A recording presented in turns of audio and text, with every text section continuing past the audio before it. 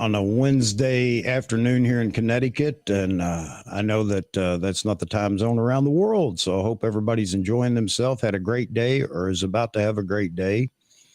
We've got Mr. Jeffrey Neville in here from Selective Imagery, and I expect Vahagan's going to join us, but he said he would be about an hour later into the stream, so you can expect that. Oh, here we go. Mr. Wayne R. Maddox is in here, but we'll have to wait a second. He's away from his camera for a moment. We'll bring him in when he's ready. All right. So Nikon, I see I got an ad playing over here. The Nikon Z8, is it here? Yeah. Let me get Wayne in here. Wayne, are you ready? Kind of, sort of. I was going to turn the light down because it's a little bit bright. How's it look to you guys? Yeah, it seems like it might be a little bit bright. And how's the audio? Audio's good. Yeah. All right, let me adjust the light. All right, so let me get started here. I had some friends that live in Thailand, and you know, there are a lot of expats there, believe it or not, from special forces. But anyway, this individual may or may not be connected to Nikon. However, let me say thoughts. His thoughts are maybe he got it from somebody that knows something. But anyway, it seems Nikon is trying to please everyone. So yes, the Z8 is here. It's just not been announced just yet. But the Z8 has a twist. So everybody was wanting. A lot of people are wanting more video capability, and it seems that the Z8 is going to fit that bill. It's going to be a no viewfinder box type cine camera. All right. Cine centric, so video centric. But for those that don't want the cinema capability, the other full frame body is going to be the ZF, and that is the body that's actually going to be a larger type body. It's no video whatsoever, and 80 megapixel, well, 81.8. And it looks like everybody's going to get exactly what they want. Either you want video or you don't. Nikon's going to please both sides with a full video camera and a ZF full frame in a larger body. Don't know how big, but a larger body, not retro style. So if everybody was looking for retro style, then that's not going to be the case. Anyway, I just thought I'd pass that on. And after he finished telling me all this, he told me that he has no idea what's coming actually, but thought it would be fun to try to please everybody and give everybody what they wanted. He is a Nikon shooter himself. So anyway, so we know nothing is what I'm telling you. We know absolutely nothing. After all the hoopla last night with the Nikon Asia sites all being down for maintenance, have no idea what that was about. Well, there was some small updates. The layout changed because I've been checking it since the whole Philippine things. So the layout changed a bit. And when you go on the page, you know, I used to have like the Z6, Z7, Z9, they have those pictures for each one of those. They basically have stuck all of that into like a starting page right on the middle of it. Right. Then the top portion is like a couple of photographs and cameras and so on. But in the middle section is like all those photos keep floating up and down to show you all the stuff from all the different cameras. I think it's called, let me see if I can get here. There might be a lot of those floating around. If they don't do something soon, they'll be in the water. Yeah. Yeah, I know I didn't have everybody in here when I started this, and I just want to say that I do have a friend, like I said, a few friends that are in Thailand, but one who is a Nikon shooter. He's an old Army buddy. Anyway, he sent me an email because he is evidently, I didn't even know this, had seen a couple of my streams, and he thought it'd be fun to start out the email with that information. I should have read it exactly as he wrote it, but so it is a joke. he knows nothing. And he did say later on in his email that he's been struggling to try to find out whatever he can as well. And there's nothing over there to give anything away. So it's all a joke, folks. All a joke. But it really fit the bill, though, when he started out with Nikon's going to please everyone. And the two cameras that were coming, I mean, there you go, one end of the spectrum to the other. No video to full video. So it's all a joke. Your wife, you don't need the defibrillator right now. You're going to be okay. Yeah.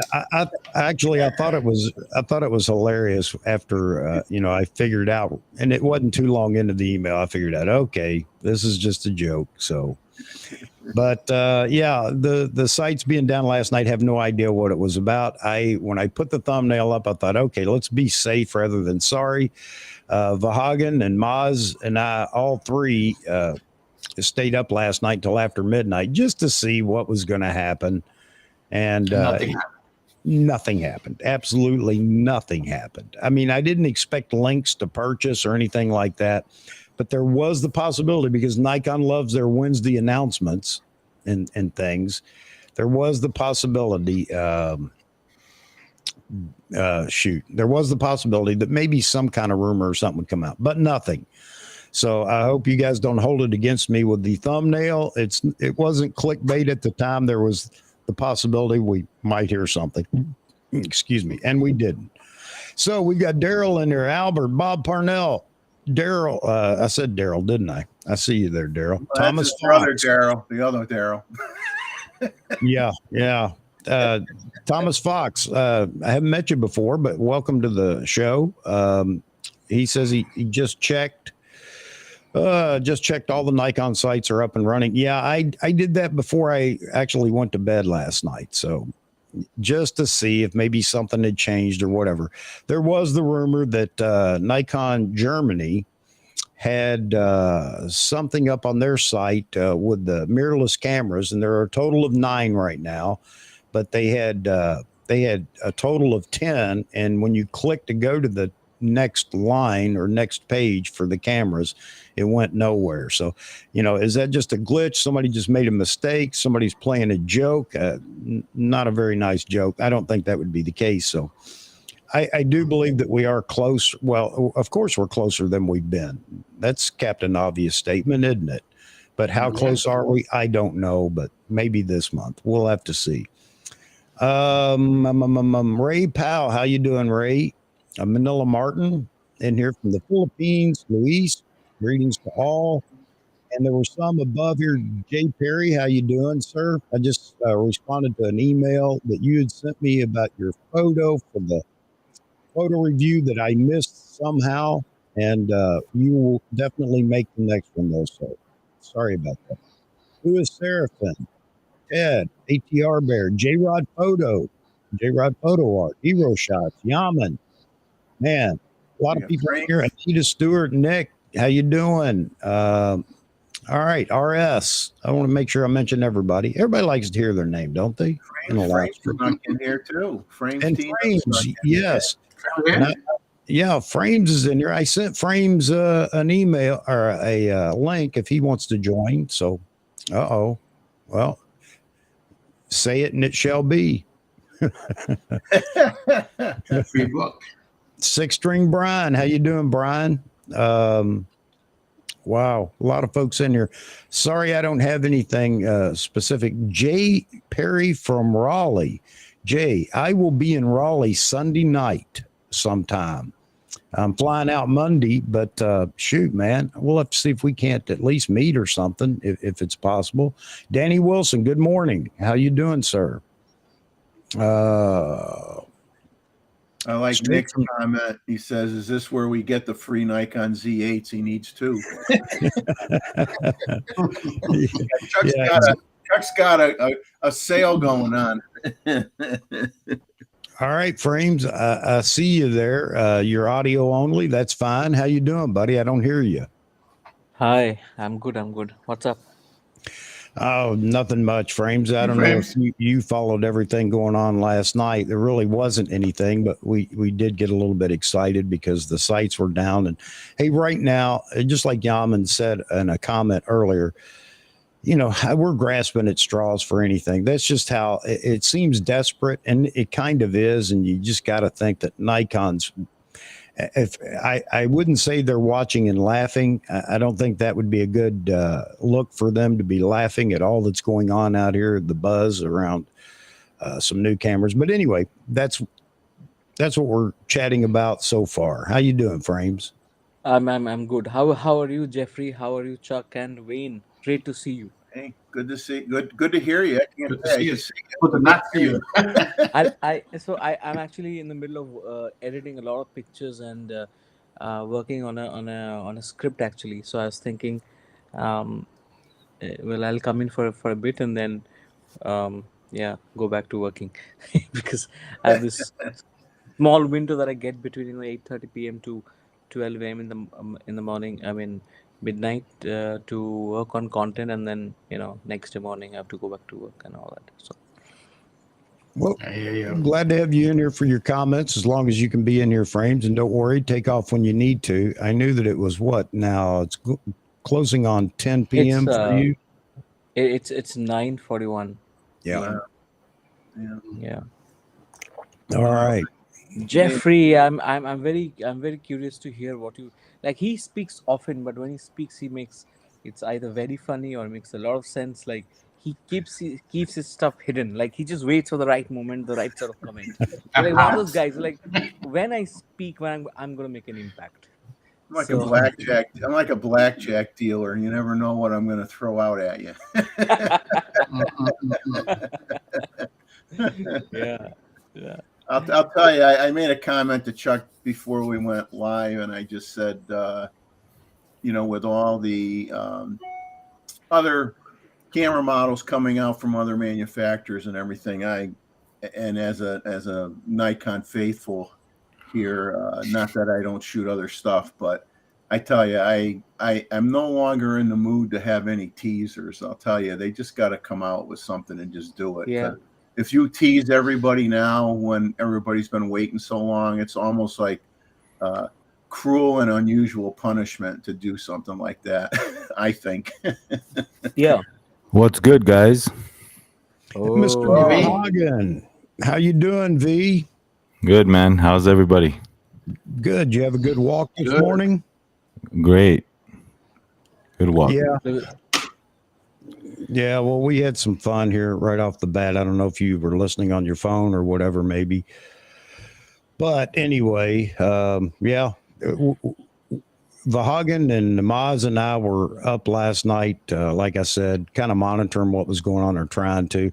Simon got in on the fun, and he's the one that brought it out first in a video talking about the sites being down. But nothing happened, and no news, no anything, no hints, no whatever. So there you have it. Box camera, huh, Chuck? Yeah, man. Yeah.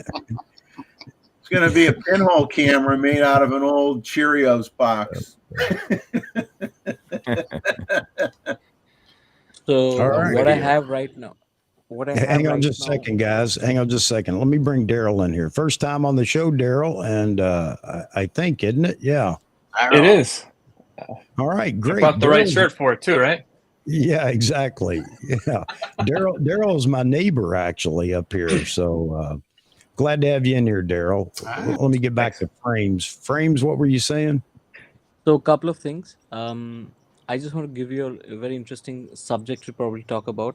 If not now, maybe another day.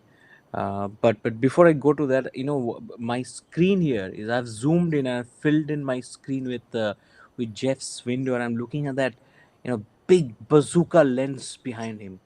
What's that? Wow, how much money? How much money is in there? What's that? That's the 800 PF.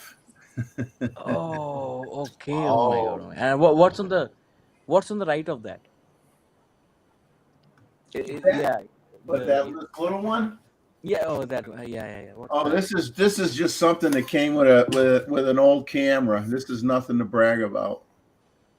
It looks cool. This is an old, geez, looks like a 35 to 500. Machines are locking up. 500 millimeter, 5-star 500 millimeter lens. Wow. Worth about Wow. $2.99 at a retailer near you. Wow. But What- it's what- good what as a is- club in the car. If you go into a bad neighborhood, if you're gonna wreck a lens, you wreck one like this because it doesn't cost a lot. Yeah. Yeah. Well, so I've been thinking and I've been watching and lots of. I just watched Tony's video today. You must all Use of you. use Definitely. Safari, bro. I mean, use Chrome. Okay. I'll just log out and do that before. And can you hear me now? A little bit. Yeah, but you're Choppy. breaking It's on up. crack. It's all. Yeah. Okay.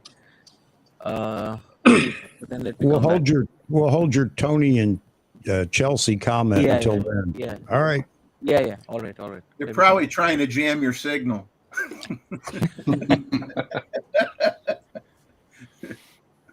on. Yeah. Who is Seraphin? I know you've been waiting for a DF style camera in the Nikon range. Is that what everybody wants, though? A Leica-like body that's stills only, or is it more a retro Nikon camera for that ZF full frame camera? Curious to know. Yeah, last night was again a lot of hype. It brought up by we caused all the hype, but oh well. Mr. Frames, how are you now? Let's hear you. I'm good. Can you Oh, hear me yeah. now? Much better. Oh yes, very good. Okay, I see. I'll remember to join from Chrome. All right. So yeah, Tony's video and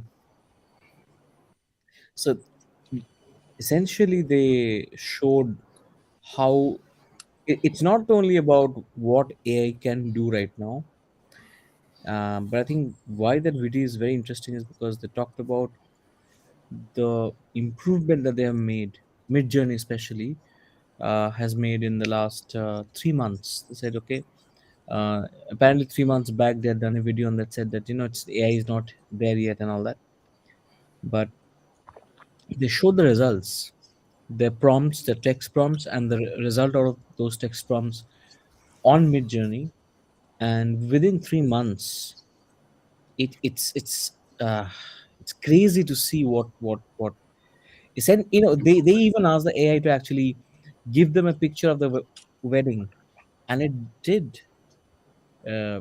It's Oh, for the AI, yeah.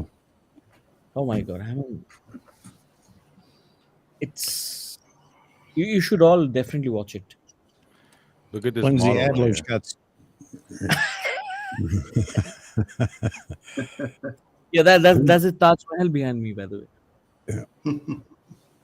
Lindsay Adler just did something on Adorama today. They dropped a video talking about AI for post processing and makeup and stuff like that. I haven't watched it yet, but we had that conversation a while back. And is everybody going to embrace AI, or are we going to fight it, or what's going to happen? Because there is a possibility of a threat to a lot of photographers out there. I'll just drop one little thing for everyone to think about. First of all, uh, eh, I saw a video where I saw someone actually create an AI video with a prompt. I mean, it's not stills only. There are videos being made with AI. Number one.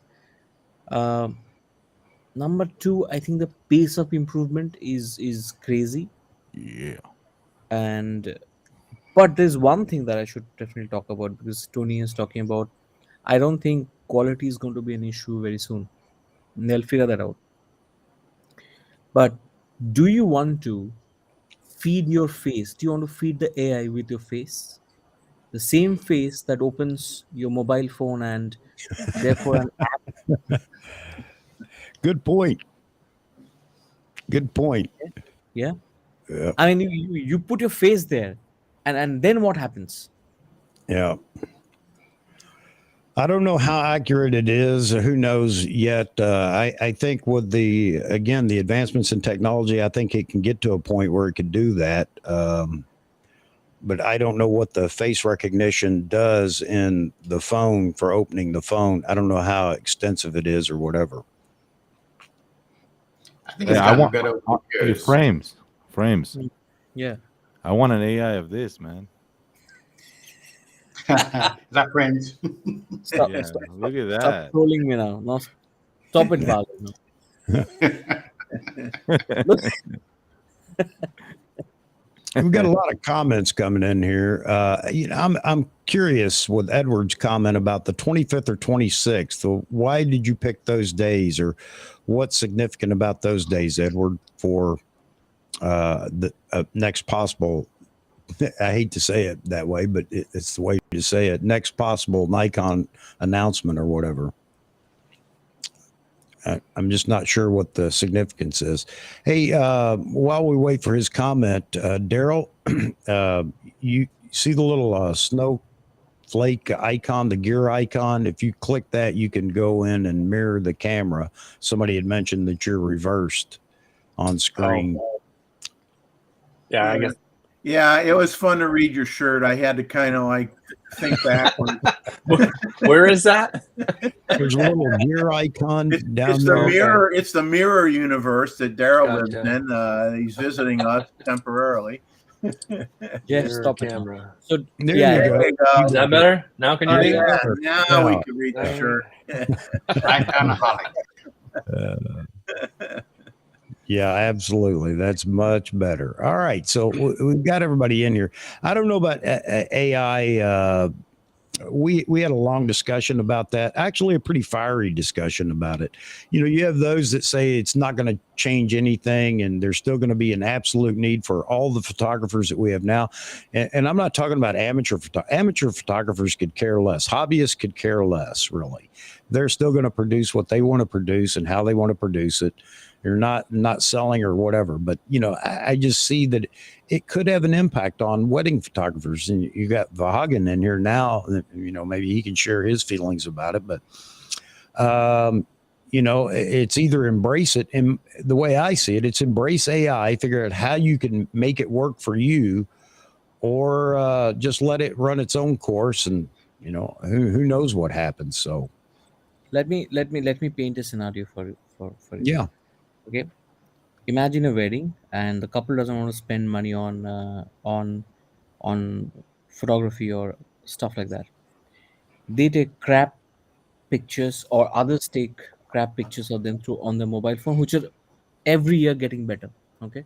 Yeah. So, and then you feed let's say 500 photos into the AI and say, I want a beautifully rendered photo of my wedding. The scene is already there, right? Because the setting is nice. It's just that it's not shot with a 85 1.2 on a beautiful sensor and not well edited. You take a bad picture, the phone, but then AI can take that input and turn it and give the background bokeh, give colors, give the editing, give it the finish, and I'm able to see some of the output that Tony got. I saw Daryl's son, I think, crawl, crawl around the room. I told him we were on live on YouTube. He's like, I don't want to be on YouTube. He's camouflaged. You can't see him. Yeah. So yeah. Sorry So about that, imagine guys. a scenario like that. I think I think there has to be law something about it. Well, the problem with technology is it's going to happen whether people want it or not. And Right. then what ends up happening is if people start to use it for their business model and the public likes it, and then you don't want to be on board with that, eventually you may have no choice, because if you start losing clients because people are running to the other guy that's using it, then you're going to be forced to embrace it anyway. I mean, that's just how everything is nowadays, The that flip goes side right. to that is if they start using it for nefarious reasons, then the government steps in and have to start making rules of how it can be used and what you can and can't do with it.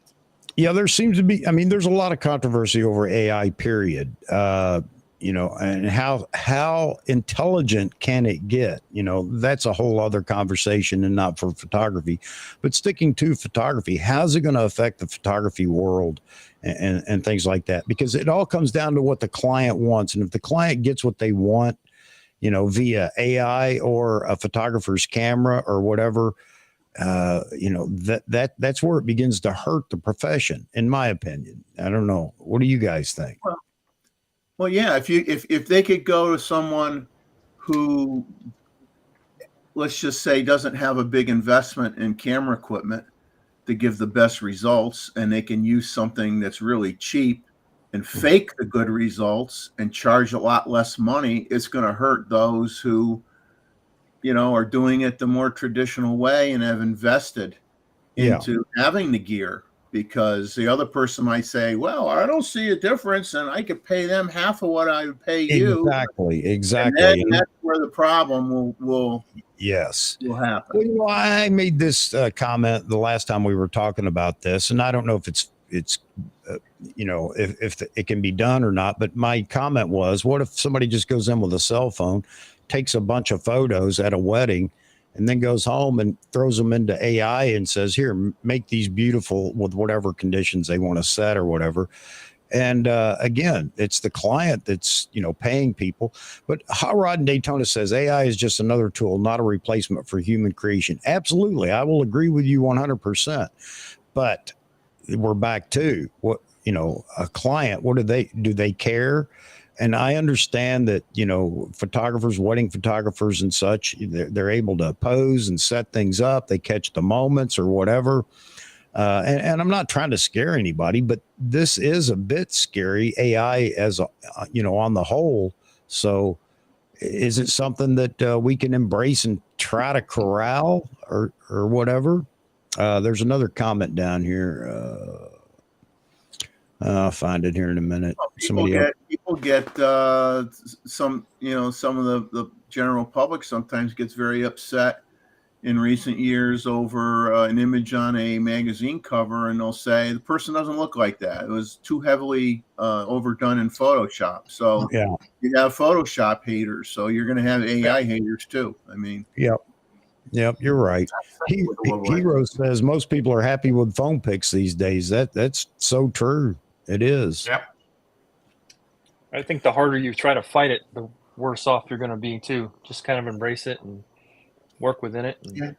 I guess that's my point, Daryl, is, should we be thinking about it now? Because things move so fast nowadays. If you don't think about it now and figure out how to embrace it or use it or utilize it or whatever, is it going to come back to bite you in the butt somewhere down the road? And it's not too far down the road. Tech is moving at, an enormous pace right now. Brought that up Saturday night. You realize the Z9 Tech is 3 years old? Does anybody realize that?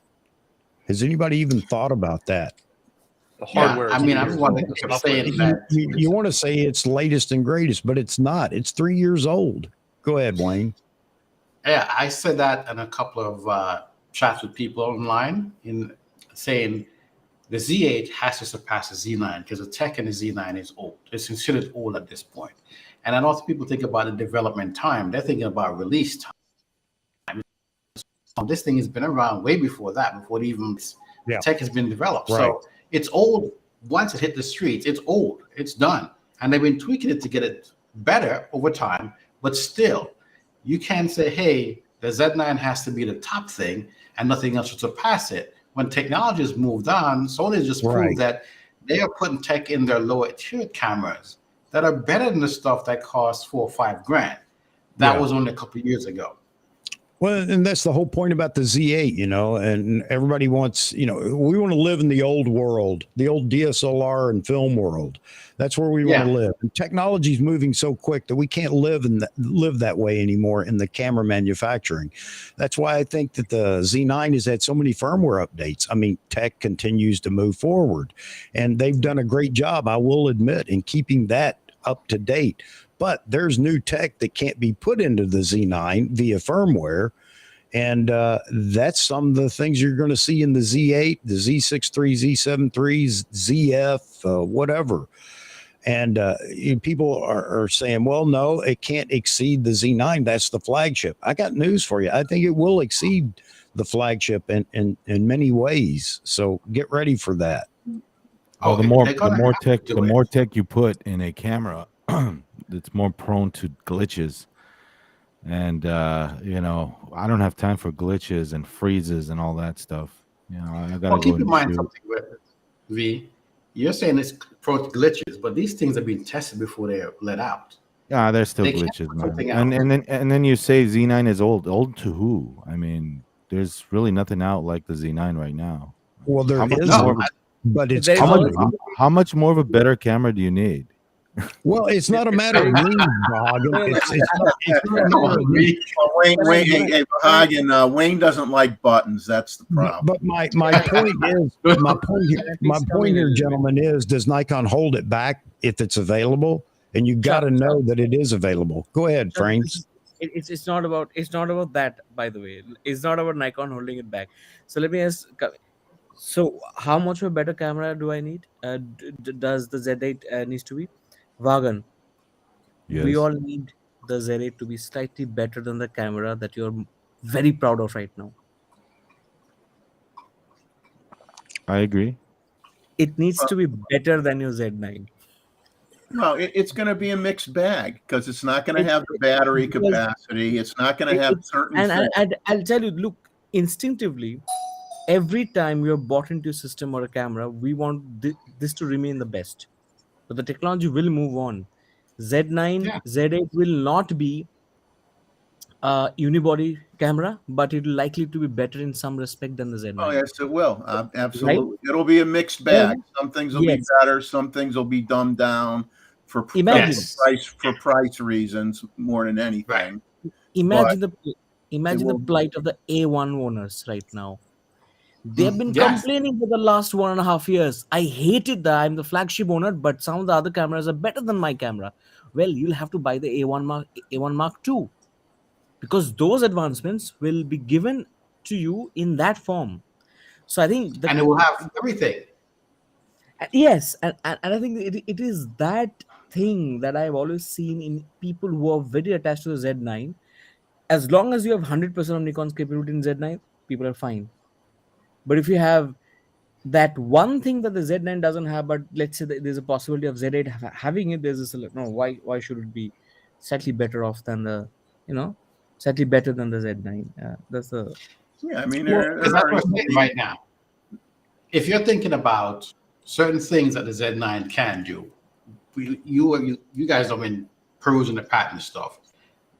I believe there's new IBIS system. There's going to be a lens with autofocus and stability stuff, better stuff built in it to help the body communicate better. That's the IBIS is something you have to take out of the Z9 and put something different inside of it. So they're not going to do that. They can tweak the sensor and the processor as much as they can to give you more features that they can squeeze out of it over time. But as far as a better IBIS, it's not going to happen. They have to put it in a different camera. And the Z9 or whatever else comes out is going to get that tech so that we can see that. And then over time now, as all these new tech start to trickle out, when the next Z9, if they're going to call it that, or ZX or whatever comes out, then you're going to have all these tech inside this one flagship camera. Everybody else is going to get the things that they need to keep in that price point, but there are certain things that they're not going to have, as Frames are saying, as far as what the power requirements are for running the 100 or whatever frames per second that you can get out of it and long video.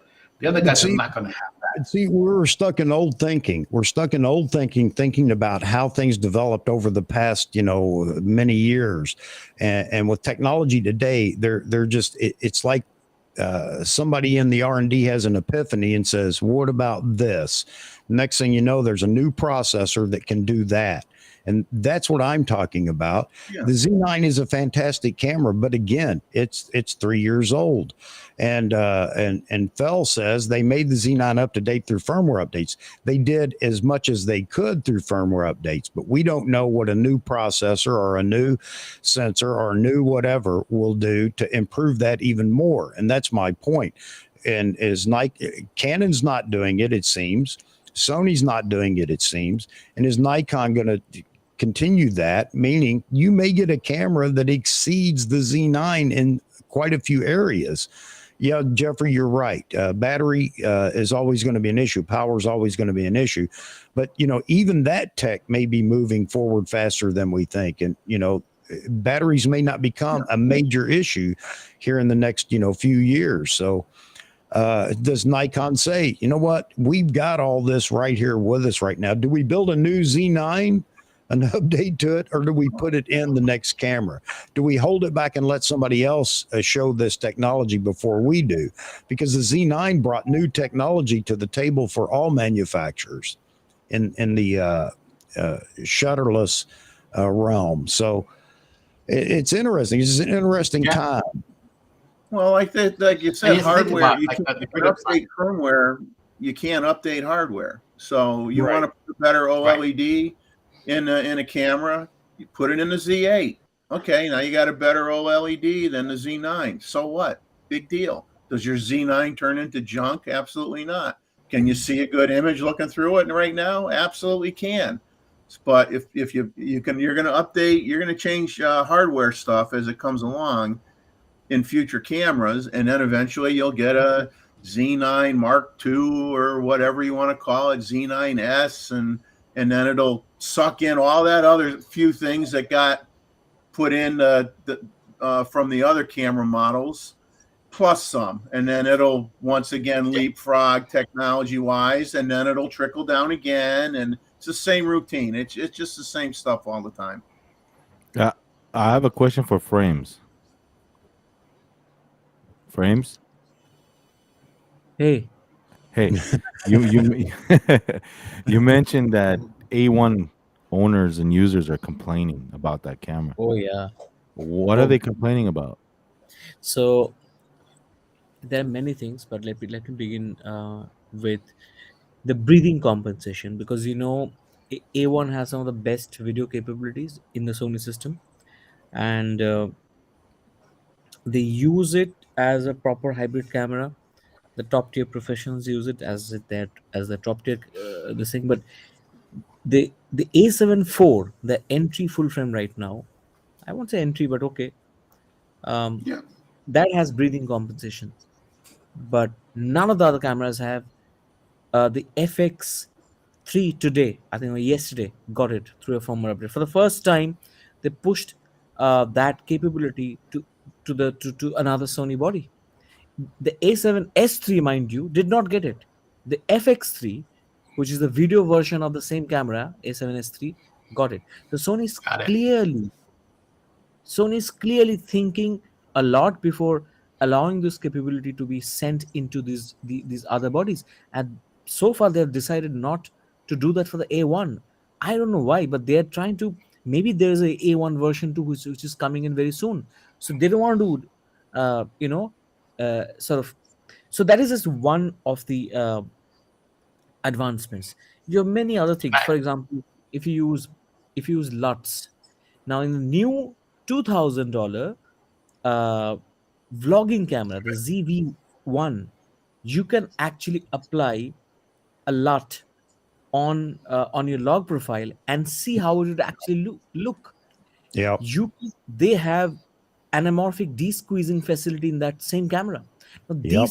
now, if you look at that, it doesn't have, it's like it built very slim, and it doesn't look like a professional camera at all. It's meant for vloggers who want to sort of upgrade to full frame camera, but it has got these advanced filmmaking features that the other cameras don't have. The A7S3 doesn't have. That's a $4,000 camera.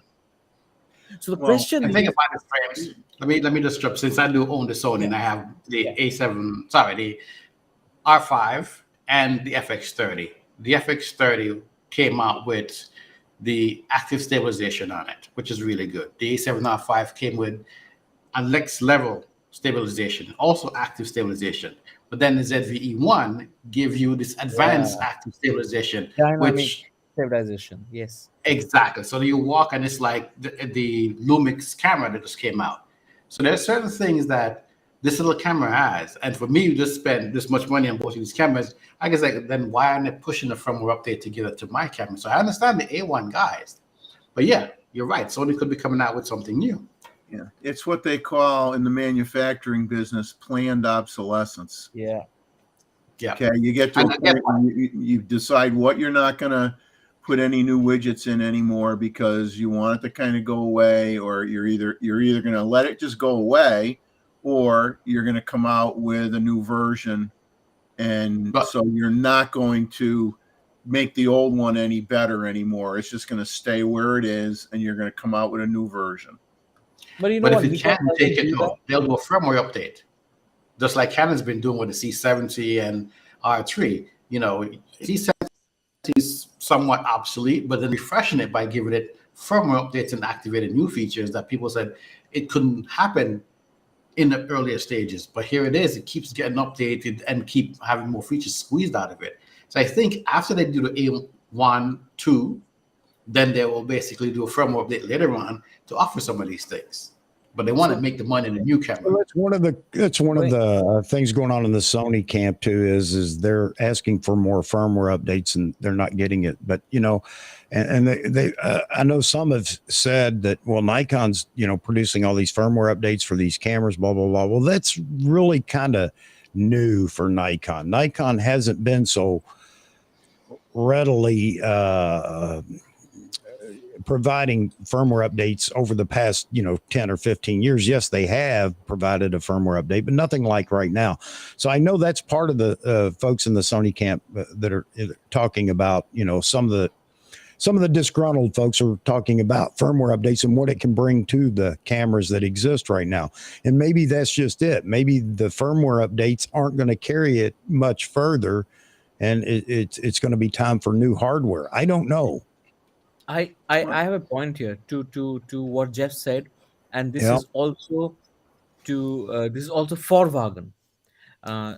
Jeff, I think you bring up a very interesting point of planned obsolescence, right? Now, if you look at these two companies, they're very different by nature, Sony and Nikon. If you look at, we have been crying about the Z6 II not getting a firmware update for a while now. Essentially, the Z6 II is very similar to the Z6, which came out in 2018. Yeah. Now, if you look at it like that, the Z50 doesn't have a second body. The Z5 doesn't have a second body, right? Right. It tells us something. It tells us that Nikon is still following a 4 to 5 year product recycle timeline, which is not the case with Sony. So it makes a lot more sense for Nikon to actually keep supporting the Z9 for a much longer period of time, because you're not going to have a Z9 Mark II probably before four more years or 3 more years, right? So in order for the Z9 to compete with the flagships from Canon, Fuji, and Nikon and Panasonic now, the Z9 will have to be updated, it'll have to sell, and they will have to support it with firmware updates. That is Yeah. not the case with Sony. Sony refreshes cameras in between 2 to 3 years. Well, They used to do it every year. I'm gonna say something that is gonna get a lot of people PO'd at me, but hey, I'm used to it.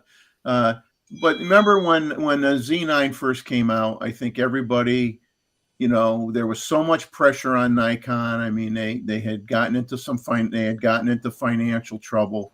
They needed to get that camera out. And there are some, I'm not going to say whether I agree or disagree with this conclusion, but there are some that stated the Z9 got put out too early. And that's why you got all these free firmware upgrades, is because they had to get the camera out. They were losing market share. They were getting the tar kicked out of them like crazy. So let's just say they put a camera out that was 90% of what they wanted, And now it's probably 100% of what they wanted. But to get there, they had to do the firmware updates. So No, I think there's truth in that, though, Jeffrey. I think that, I don't think they, so when we say they rushed it to market, I think it may have been hurried along a bit because they did know that, man, we got to do something. Yeah. I really believe that.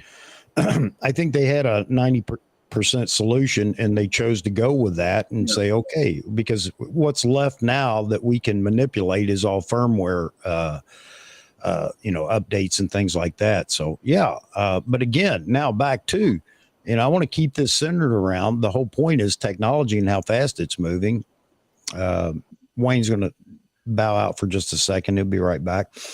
Is, what's coming next from Nikon? Is it going to be, a wow moment again with whatever comes out next? Or is Nikon going to say, we can't let this trump our flagship camera? Is there going to be new technology coming out in this next camera body? And let's just say that the next body is the Z8, which we expect to be a high-end pro model.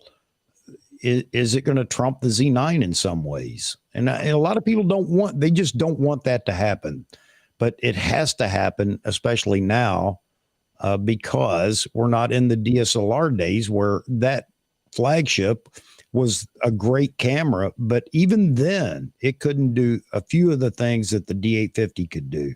The D5 and D6, they were phenomenal at this, but if you're going to do landscape and portrait, you could do it with a D5 or a D6, but nobody was buying that camera to do landscape or portrait. Yeah, they were buying a D850 because it was, high megapixel, great dynamic range, blah, blah, blah.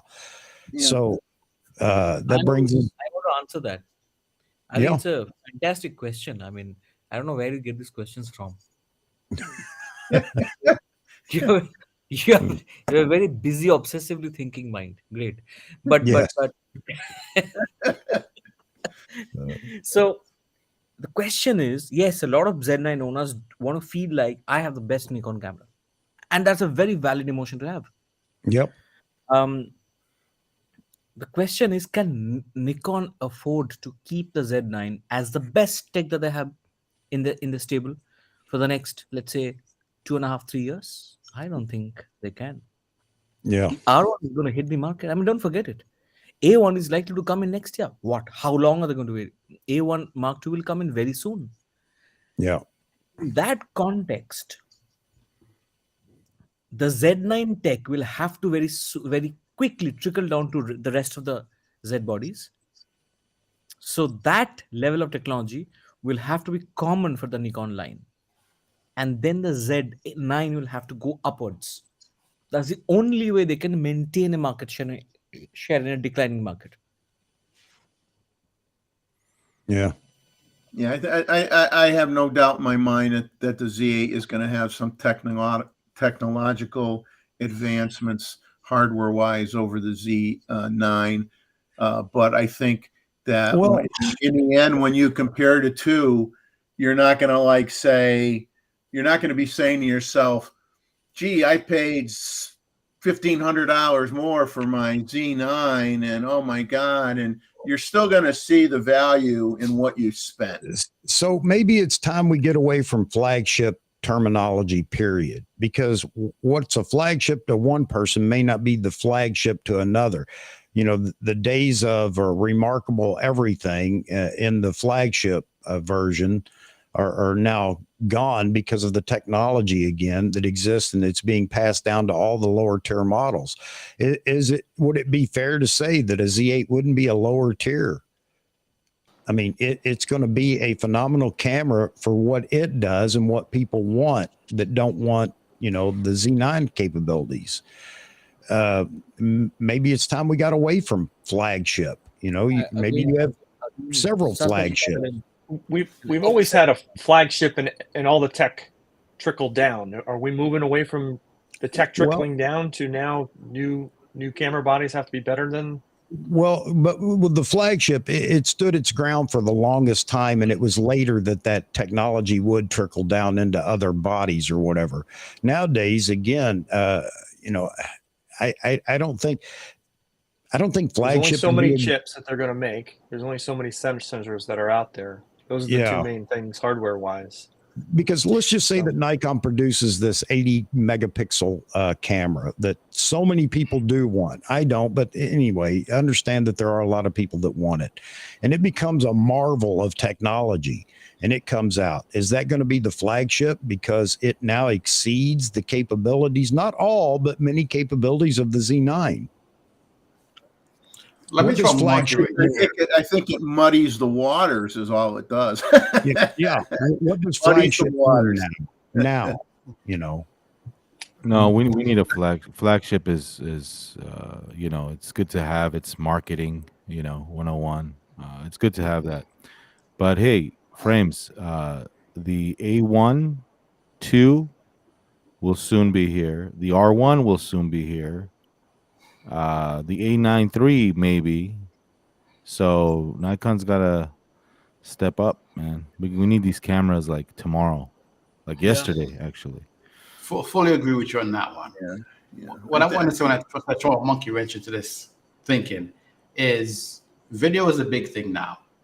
Photography, I don't think it's reached its max, but as far as for what most people can do, and your show earlier, Vag, and I watched it today, the live stream, you guys are talking about, how many frames per second can you get out of a camera? How many frames per second do you really need?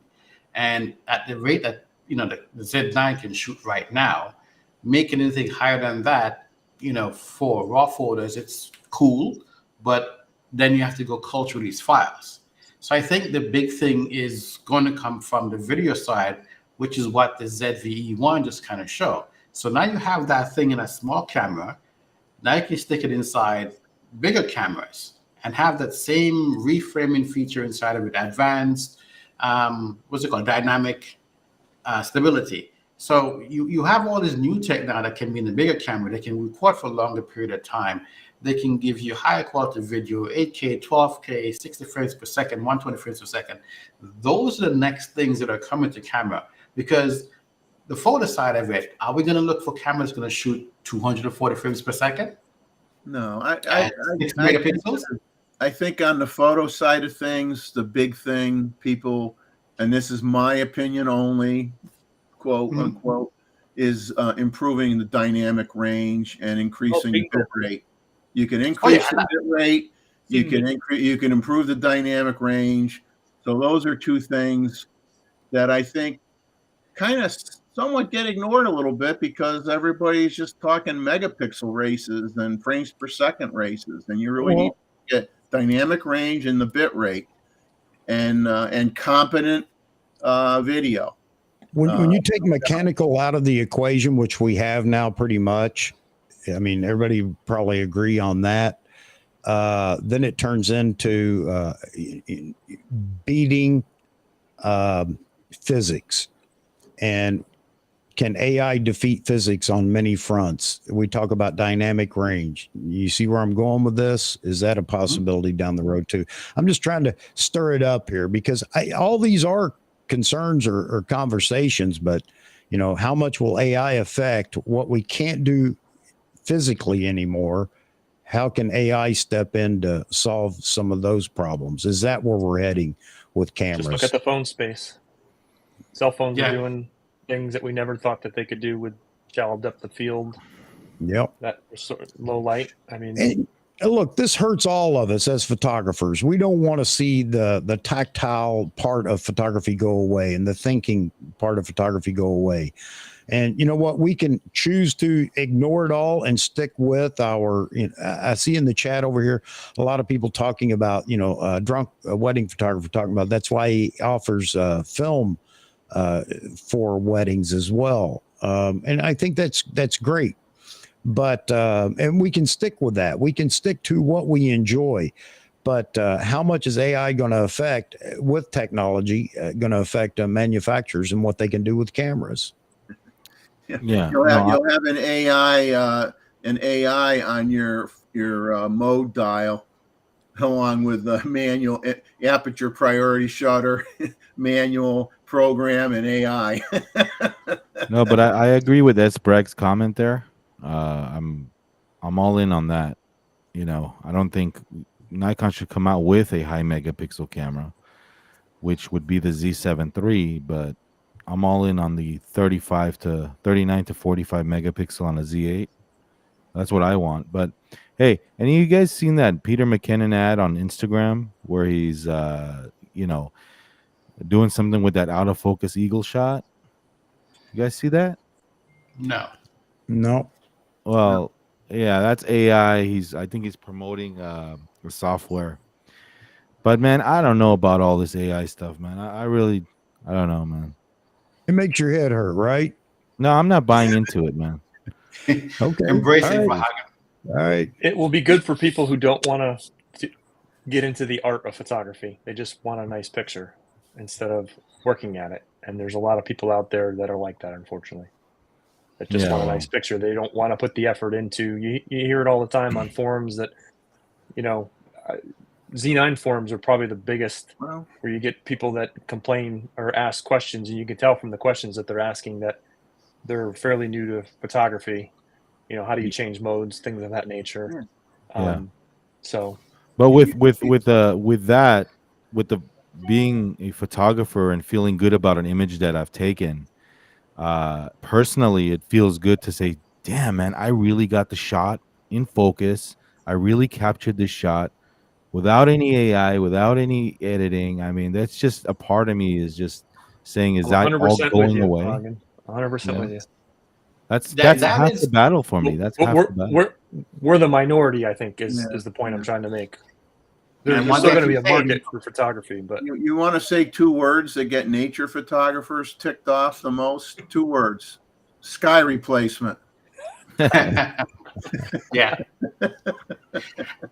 I said it before, the younger generation want ease of use. And now we're having software that can basically do your editing for your brides. They can basically make a lot of these blemishes here out of place go away. And I think a lot of people would enjoy that because you can hey, just circle this thing right here. And then the system goes, oh, let me look at this one. Yeah, when you get rid of this is this, boom, it's done.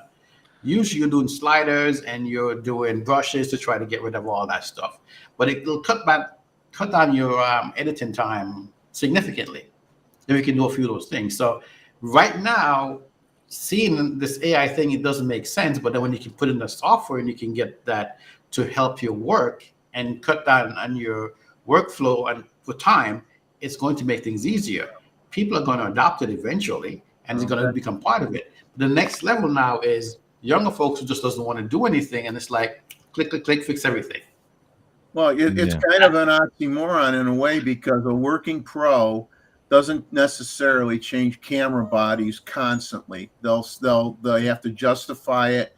They'll say when something comes out that improves my workflow, improves the quality of my work, and takes me less time to do, like you just said, takes less time to do the same thing, so I can maybe take on more clients because it doesn't take me as long to do it as it used to do.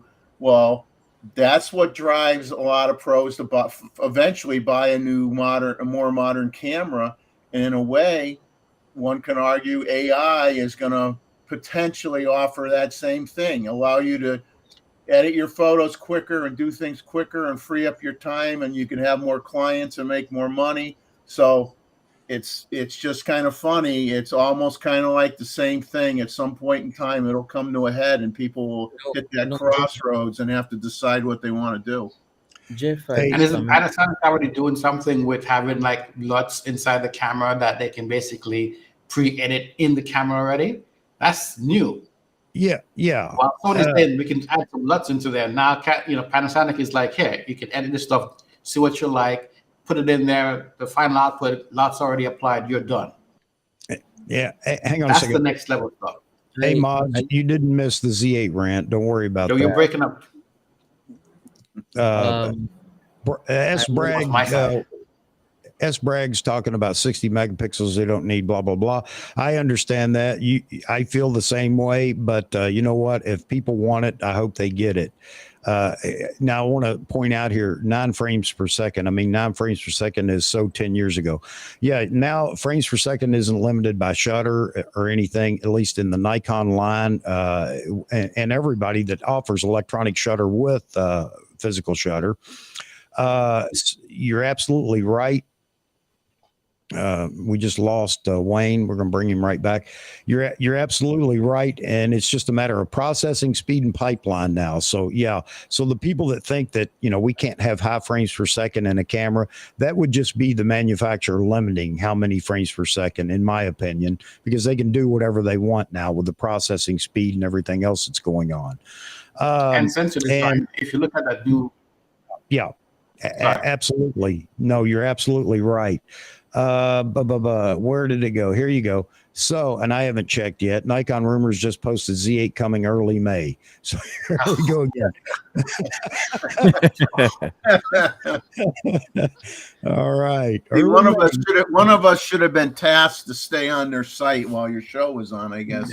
Absolutely. And when we say coming early May, do we mean announcement, teasers, or do we mean the camera will be delivering in early May? That's the big question. So I hate to say it, but when was the last time Nikon Rumors was right other than 24 hours ahead of time on anything lately? Not lately, no. And I attribute that to Nikon has done a phenomenal job with their NDAs now. They have shut down almost everything. Too good of a job. Yes, it is. Now we're complaining that Nikon is done so well at keeping everything secret. But yeah, absolutely. And on the rumor side, it's saying, is it May 8th or is it August 5th? August 8th. August 5th, yeah. Well, we're saying May of what year? Yeah. Oh man. And that's where Edward came in. Here he is back with his comment again. 25th or 26th this month, Nikon related. The last 2 years came via Nikon Rumors online after that Monday evening, 2300 hours local U.S. time, I think, New York City. So 25th or 6th this month, most Nikon related over the last 2 years.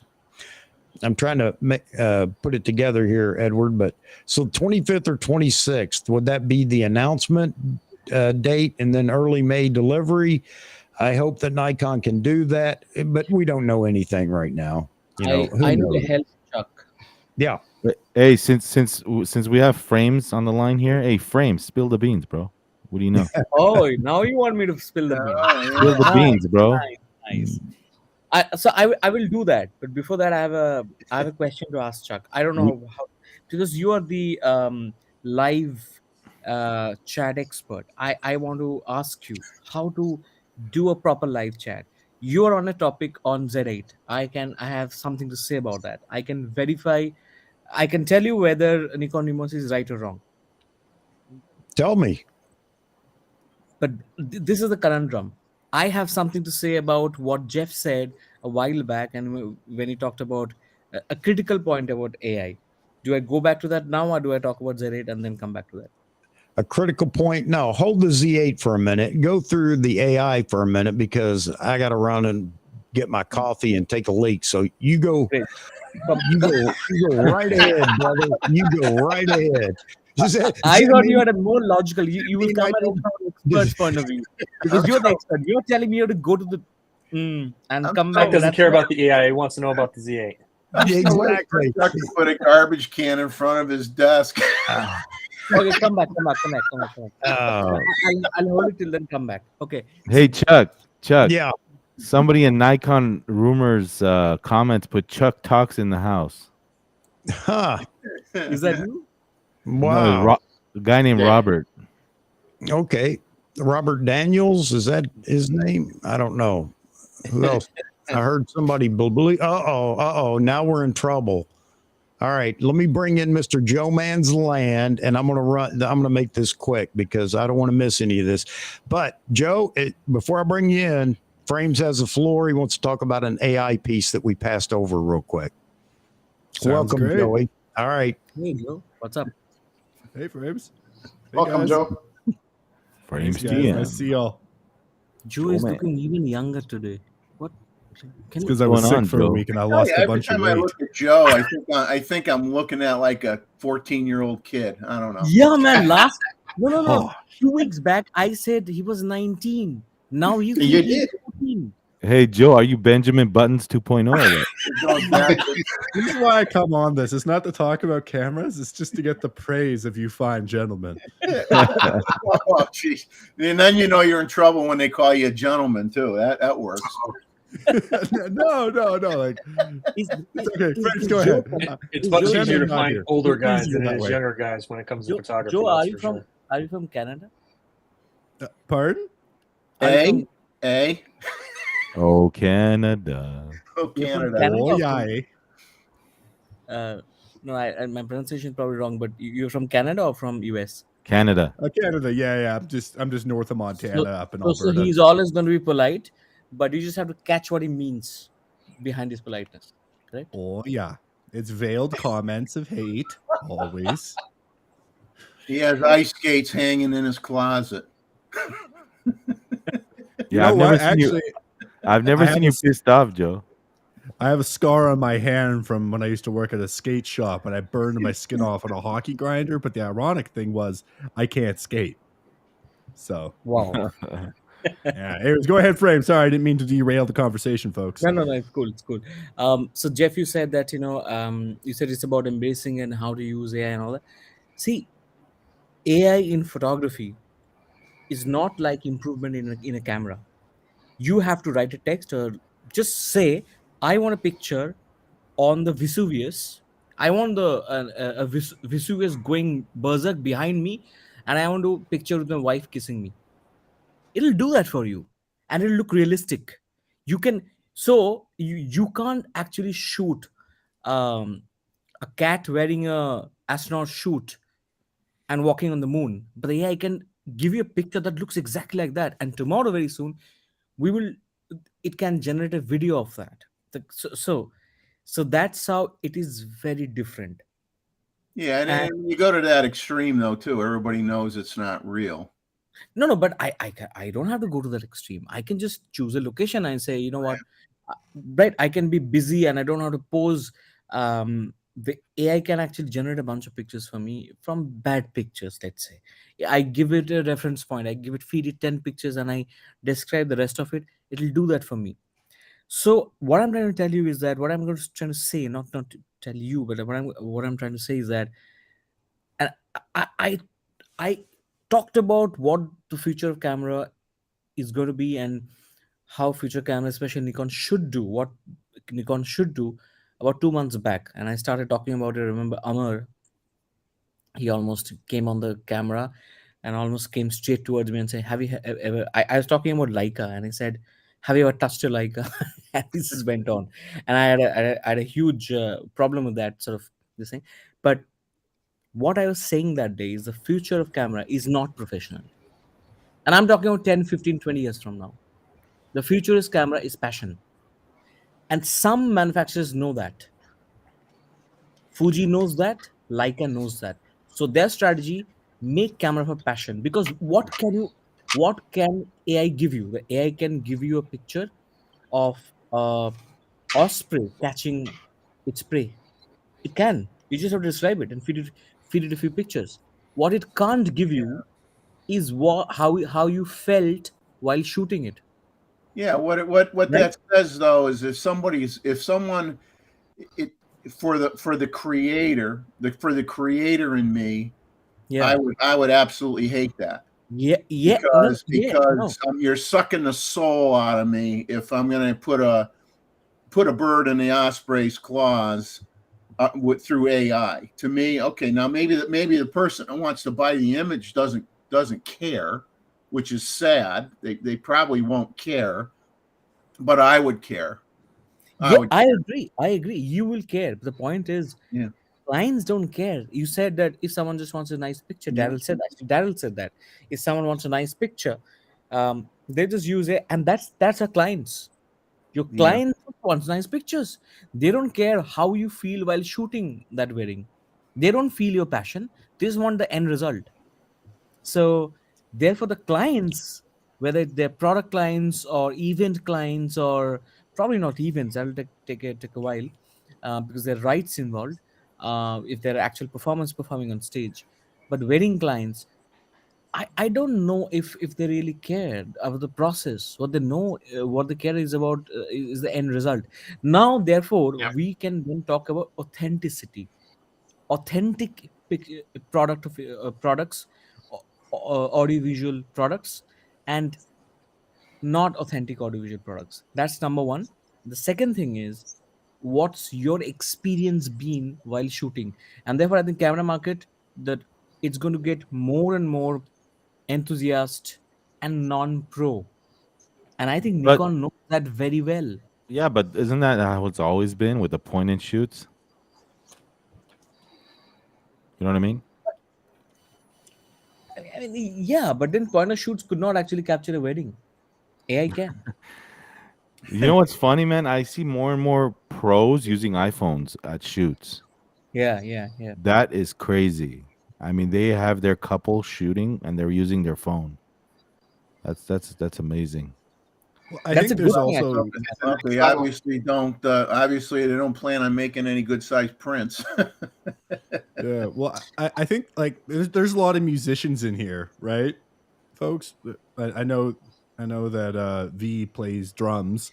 Um, Chuck, are you? How about you? Are you a musician as well? Man, I couldn't play a tune on a radio. Okay, perfect. That's all good. But I mean, for the musicians that are in the chat, I think what's going on with AI right now is very similar to what went on, back in the late 90s when digital processors started getting introduced into guitar amps. We started getting drum machines, all this stuff. And then you started having more DJs covering weddings. So I think there's still kind of a good split there, right? Where there's the purists that like to have, analog instruments being played at their best. And then you've got folks that just want music, right? So I think that with AI, we're going to see a similar sort of trend where there's going to be folks that do care about the process and do care about the memories you make with the photographer when you go out to capture those moments. And then there's going to be folks that are just, I want a photo booth, right? But So hey, you bring up music, right? It's funny because there's a battle brewing in the music industry right now as far as like AI and lip syncing and tracks at live Oh, yeah. shows. And it's just I find it crazy that the photography world also is going through the same transitions. Yeah, there's some really good parallels there for sure for Hagen. Exactly. Hey guys, I just want to take a moment here. I looked over at the likes. This is the only thing that really I care about is the likes. I appreciate it if everybody drops a like, or if you don't approve of what we're talking about, drop a thumbs down. It doesn't matter to me. Maybe it makes me think about what we're doing here, but either way, I appreciate the likes. It motivates me to keep doing this and stay consistent and everything else. And if you're not subscribed, I will ask this time if you would like and subscribe both, and get in on some of these conversations, because we do this twice a week, and we get as passionate as we are now, sometimes even more passionate. And no, I'm not going to rant today because we got a lively conversation going on, and I think it's very relevant for everything that's happening right now in the camera world. So with that said, as soon as you all wrap up the AI piece, I'm now curious to hear what Frames has to say about the Z8. And the hush came over the crowd. And then they were waiting pensively in silence to see what Frames TM was going to drop Wow. next. Yeah. Damn, Spill the I beans, edge bro. of their wish I had that seats. accent, man. I wish I had that accent. What was that? I said I wish I had that accent. It's dramatic. Anyway, so yeah, Nikon Remus is right. Okay. About what? Are we going back to the Philippines, March 25th? Here we go. Save that date, All folks. the drama for that. Early May is when I think Nikon is going to announce it, and The announcement. yeah, and Okay. end May, April, first second week, latest we'll have it. Have it available to No, not April. I mean June, May, June. Not April. to own. Yeah. 2025. We're running out. Nikon, we're running out of months here. Yeah, eventually we're going to be into December. Yeah, we're rolling No, up no, next no, year. no. I can tell you that Are I've we been sure sitting on we're this. going to make the 2023 deadline? Are we sure we're going to make it? For your Christmas I- shopping I have pleasure. I have been sitting on this for the last 3-4 weeks now, but I'm surprised that Nikon Remote actually has the same information and he's posted it. Corroborating information here. Okay. But no one's going to be able to twist your arm, wink, wink, as to what's in the camera, right? Wink, wink. I can tell you. I mean, from what I know, it's going to be the Z9. It's essentially a Z9, and some new features that the Z9 doesn't have, and I don't know what those new features are. I think the Pickle conversation shift. I had. I bet you. So my big question is it going to be shuttleless or not? And the answer to that was yes. It's likely to be shuttleless. I think it just makes sense because, I think that you're going to see that happen real soon in Canon and Sony and others as well.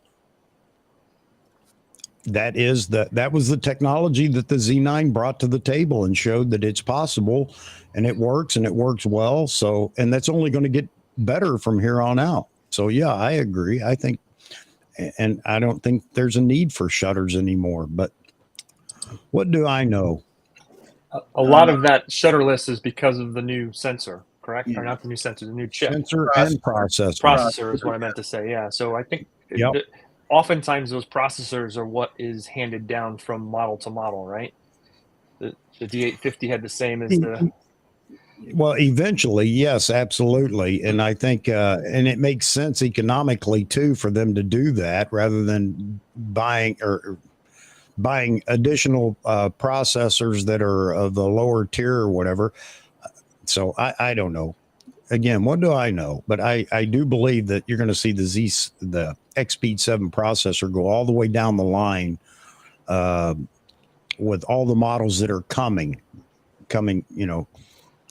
I agree. next. They'll probably just clock it slower Yep. for some of the lower models. Someone in the chat, Jason Michaels Photography, is the pin of today's live panel?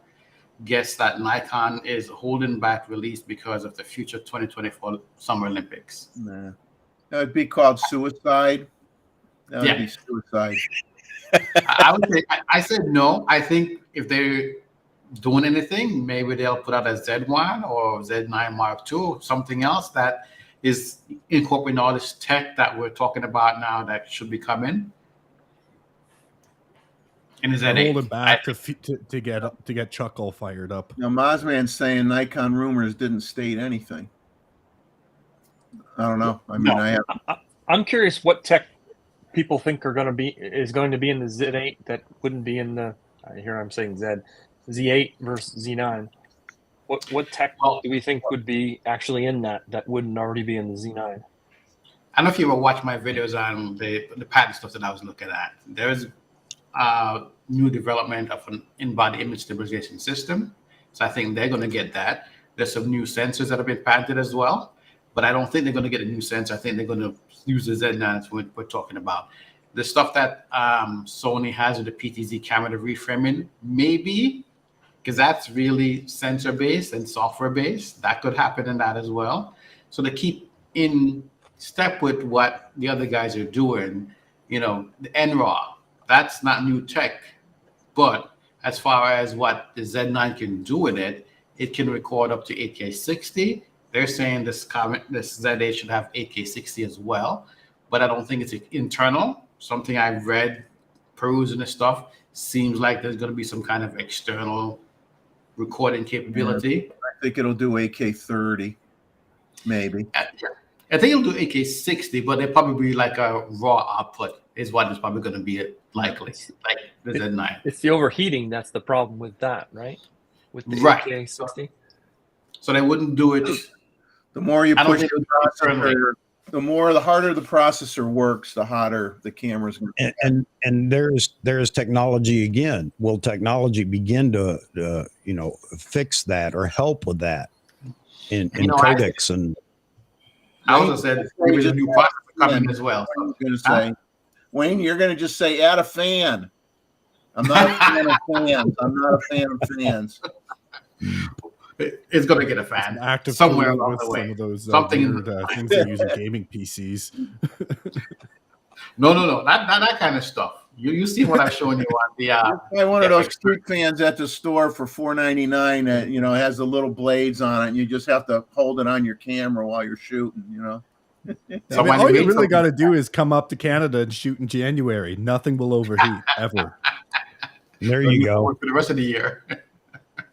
Yeah, exactly. So Dr. Sandip says the Z8 will just be the Z7 BSI sensor with Z9 XP7 processor.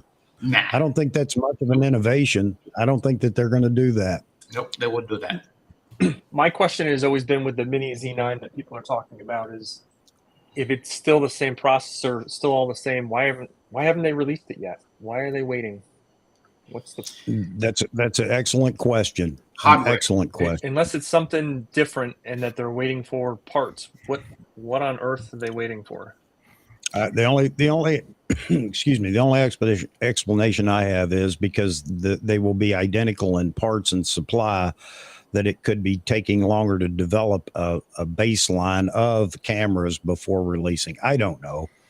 And also I- maybe The Z9 came out a year and a half ago, right? So that's Well, Yeah, well, they're the still only thing producing Z9. that theoretically we think is different is that the body will be a different size. So you got new. correct, but I don't think the body's what's holding them back. It's usually the chip or it's the sensor. I wouldn't think so. It's some new tech, and I think it's going to be the IBIS that has to be something totally different than what we have right now in the Z9. And I think that's Gotta the be more than hardware just IBIS, in though. it. Well, Huh? It's got to be more than just IBIS. need to ramp up production. I think that's a big thing there too. Is please don't kick it out there and then 2 weeks later say, due to unanticipated demand, we have no bloody clue when you're going to see this camera. So that Mozman's saying they got to ramp up production. I mean that could be part of it too. I mean you gotta. But if they ramp up production, that's the more likely leaks to come out. And you see that with Apple, you see that with other things. The closer they come to actually ramping up production is usually when a lot of those leaks come out. And we haven't seen anything, which is strange. That's the stuff is built here in Thailand where I'm at, and I've been trying to prod the camera store guys to get some information about that, and nobody's talking about anything. Well, I don't know. The camera stores here that I've been to are not like in the US. I haven't found in like a big shop where they would go to the event. It's more like what am I looking for? Something that's, well, one is basically by itself and has multiple locations. The other one seems more specialized, but they don't seem to have much Nikon stuff in there. They're more Sony, Canon, Fuji, Panasonic. So most of the places I've seen, they don't seem to have much Nikon stuff going on, and nobody seems to know anything about it. Nikon is like, Nikon hasn't made anything in a while. We don't know anything about Nikon. Sony. I think they clamped down on the NDA agreements, and I think if you violate it, they now kill you. Could be. We never know. You figure here in Thailand, I would hear something. Somebody would let something slip, but nothing is coming out of anybody. No, I'm telling you, the NDAs are bulletproof right now, because as Mozman is talking about here, he says, let me throw it up here on the screen. No, that's when leaks come out. Leaks come out once cameras are shipped and third parties get involved. No, not necessarily in the past, but you may be right now, Mozman. We got quite a bit of information about the Z9 that was on the money prior to this. Is during the developmental phase. Later in the development phase, as Nikon came out with a development announcement in March. By we talked about this quite a bit. I think it was was it August? It seemed like we started talking about it, and yeah, I remember that. We were talking about and Nikon had quite a bit of information that turns out to be right. So I go back to, I think the NDAs are bulletproof right now, and there have been people that have been threatened and are not going to speak. Yeah. There's been a if lot of like- rumors, man. There's been a lot of rumors. if you don't want to, if you want a camera late, then don't send a mail to Nikon and pre-book it. I have already done it. Wayne, it was interesting what you were saying about Don't the send a mail, camera don't shops, believe though. me. Yeah. Because I was at my local camera store here, and like they're awesome. Like they've got a really great staff. But I was I like to go over and have a look in the used section because they sometimes have like a free bin. That's where I get some of the weird gear I review on the channel. And I was chatting with this guy, and nice young guy. He was a newer staff member, and we were looking at some of the Nikon bodies.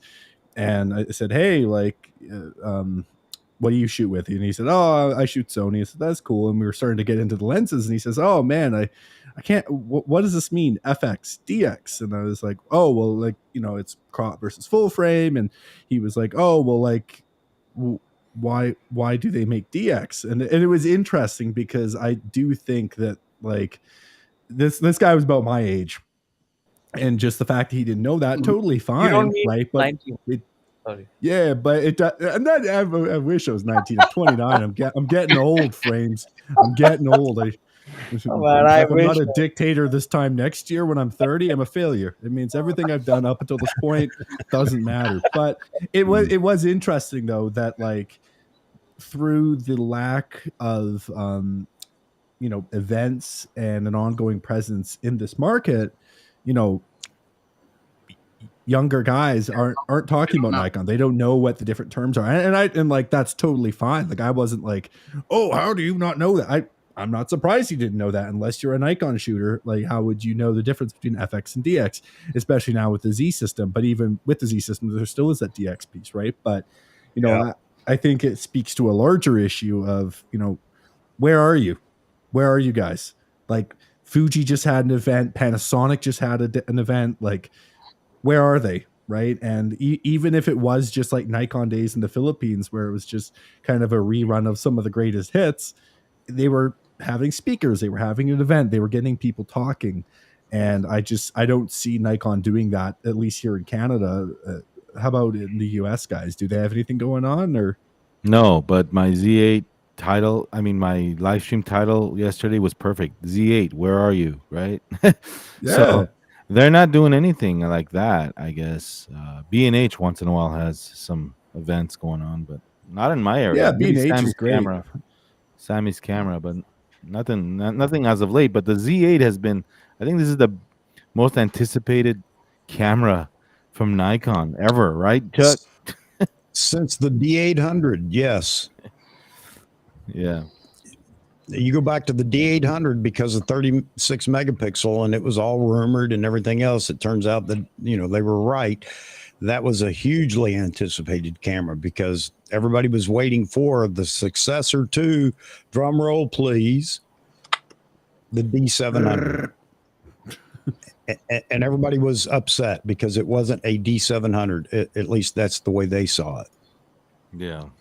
That's crazy. I wouldn't consider that a D700 replacement, would you? No, not really. It was better. Better in my opinion, it was better. It wasn't as fast. I think it was the speed is what people were wanted, right? With that, the D700 with that grip was a pretty powerhouse camera. Yeah, I mean, there are always going to be people that are going to hang on to legacy, whatever. They have a favorite camera, and that's what they want replaced. I mean, that's where we're at right now in APS-C. The D500. Everybody wants a D500 replacement. Again, there was no. How long did it take to get the D500? Like 8 years. So I'm not saying it's going to take that long now. I think but part of that was due to the factories getting hit by tsunami, wasn't it? There was a D400 that they thought was in it might have been the same camera, but I think the tsunami that hit Japan hurt that particular model. I don't know, Daryl. You could be right, but I mean the D300S was the last pro body APS-C body camera in the full frame era. Okay, because I know somebody brought that up the other day. Well, no, there were pro APS-C bodies, the D2 and whatever. Okay, I get it, but not necessarily nowadays in the full frame market. Anyway, hey Chuck, so everybody's waiting on the APS-C. Go ahead. You're gonna get a kick off this. You're gonna get a kick off this comment right here. Someone with a name of question marks on Nikon rumors says Nikon have not been have n- wait, was it Nikon have not even confirmed the future existence of any camera named Z8. So the absence of a release date for a camera that may never exist is possibly the least problem. This whole speculation nonsense has gone too far. He's very upset. So he's saying no cameras are coming from Nikon. Well, that's great. All right. Okay. I'm guessing He he's has all not she wrote. talking about the Z8. Because Then I Nothing. can shift to GFX for photography and yeah, Fuji and Sony for video. Mm-hmm. Yeah, it's I like what Mossman's saying about the three Fujis. You know, like my ideal world would be having something with a megapixel count closer to like a Z7 for my photography, but then having a XH2 or an XH2S with one kit lens for like vlogging and stuff. I feel like that would be like a really good combination where You know, you're Maz was asking about the rant. I'm not going to rant about the Z8, but I might do a light rant right here. Maybe I'm going to start a third stream during the week, and we're not going to talk about cameras or lenses, but it's going to be all about photography. Figure that one out. No, You got to have a rant day. We're just going to talk photography without talking about cameras or lenses. There you go. Because you know what? People that tune in to a channel that's talking about this and then complain about it. I mean, I'm trying to figure that out. You guys, help me out here. No, that comment was Nikon rumors, not this chat. No. My point is the people that do that, they know what's going on in that forum. They know the information that's going on, being passed around in the forum, and yet they're going to come in and complain. I don't want to talk about this. This is stupid, whatever. But your statement, I'm sorry, is stupid.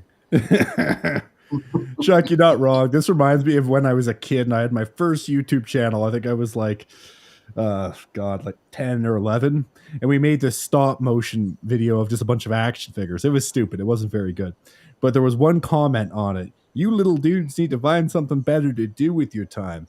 And I was looking at this. I'm like, well, you took the 5 minutes to watch this and then comment. Like, if you don't like it, get out of the kitchen, right? So I totally agree with you, Chuck. Like, there's certain places where certain discussions, certain topics, like you can expect what it's going to be. And like, that's okay. That's why you go there. So to go there and just be like, y'all are talking too much about this. It's like, no, like if you hate it so much, get the out of the kitchen and stop complaining, right? Like, Yeah. In the end of the day, we all just need to like, I don't know, appreciate different forums for different things and also appreciate each other's perspective, right? But to just say like, oh, y'all are stoking the fire. Well, yes, we are. We're passionate. We enjoy talking about it. And you know what? He probably shoots with Pentax. Yeah. Yeah. Or, again, the subject and you're going to join a conversation and, you can listen and laugh at what people are saying. That's fine too. But to get angry about it, I mean, I'm sorry, sending some mixed signals there. Hey, I want to have a fun conversation. No, not. Oh, at least buy me dinner first, Frames. Come on. Frames, I know what you're gonna do.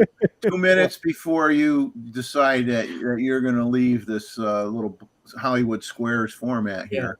You're gonna drop something to stir the pot so that the rest of us have to suffer for the rest of the live stream.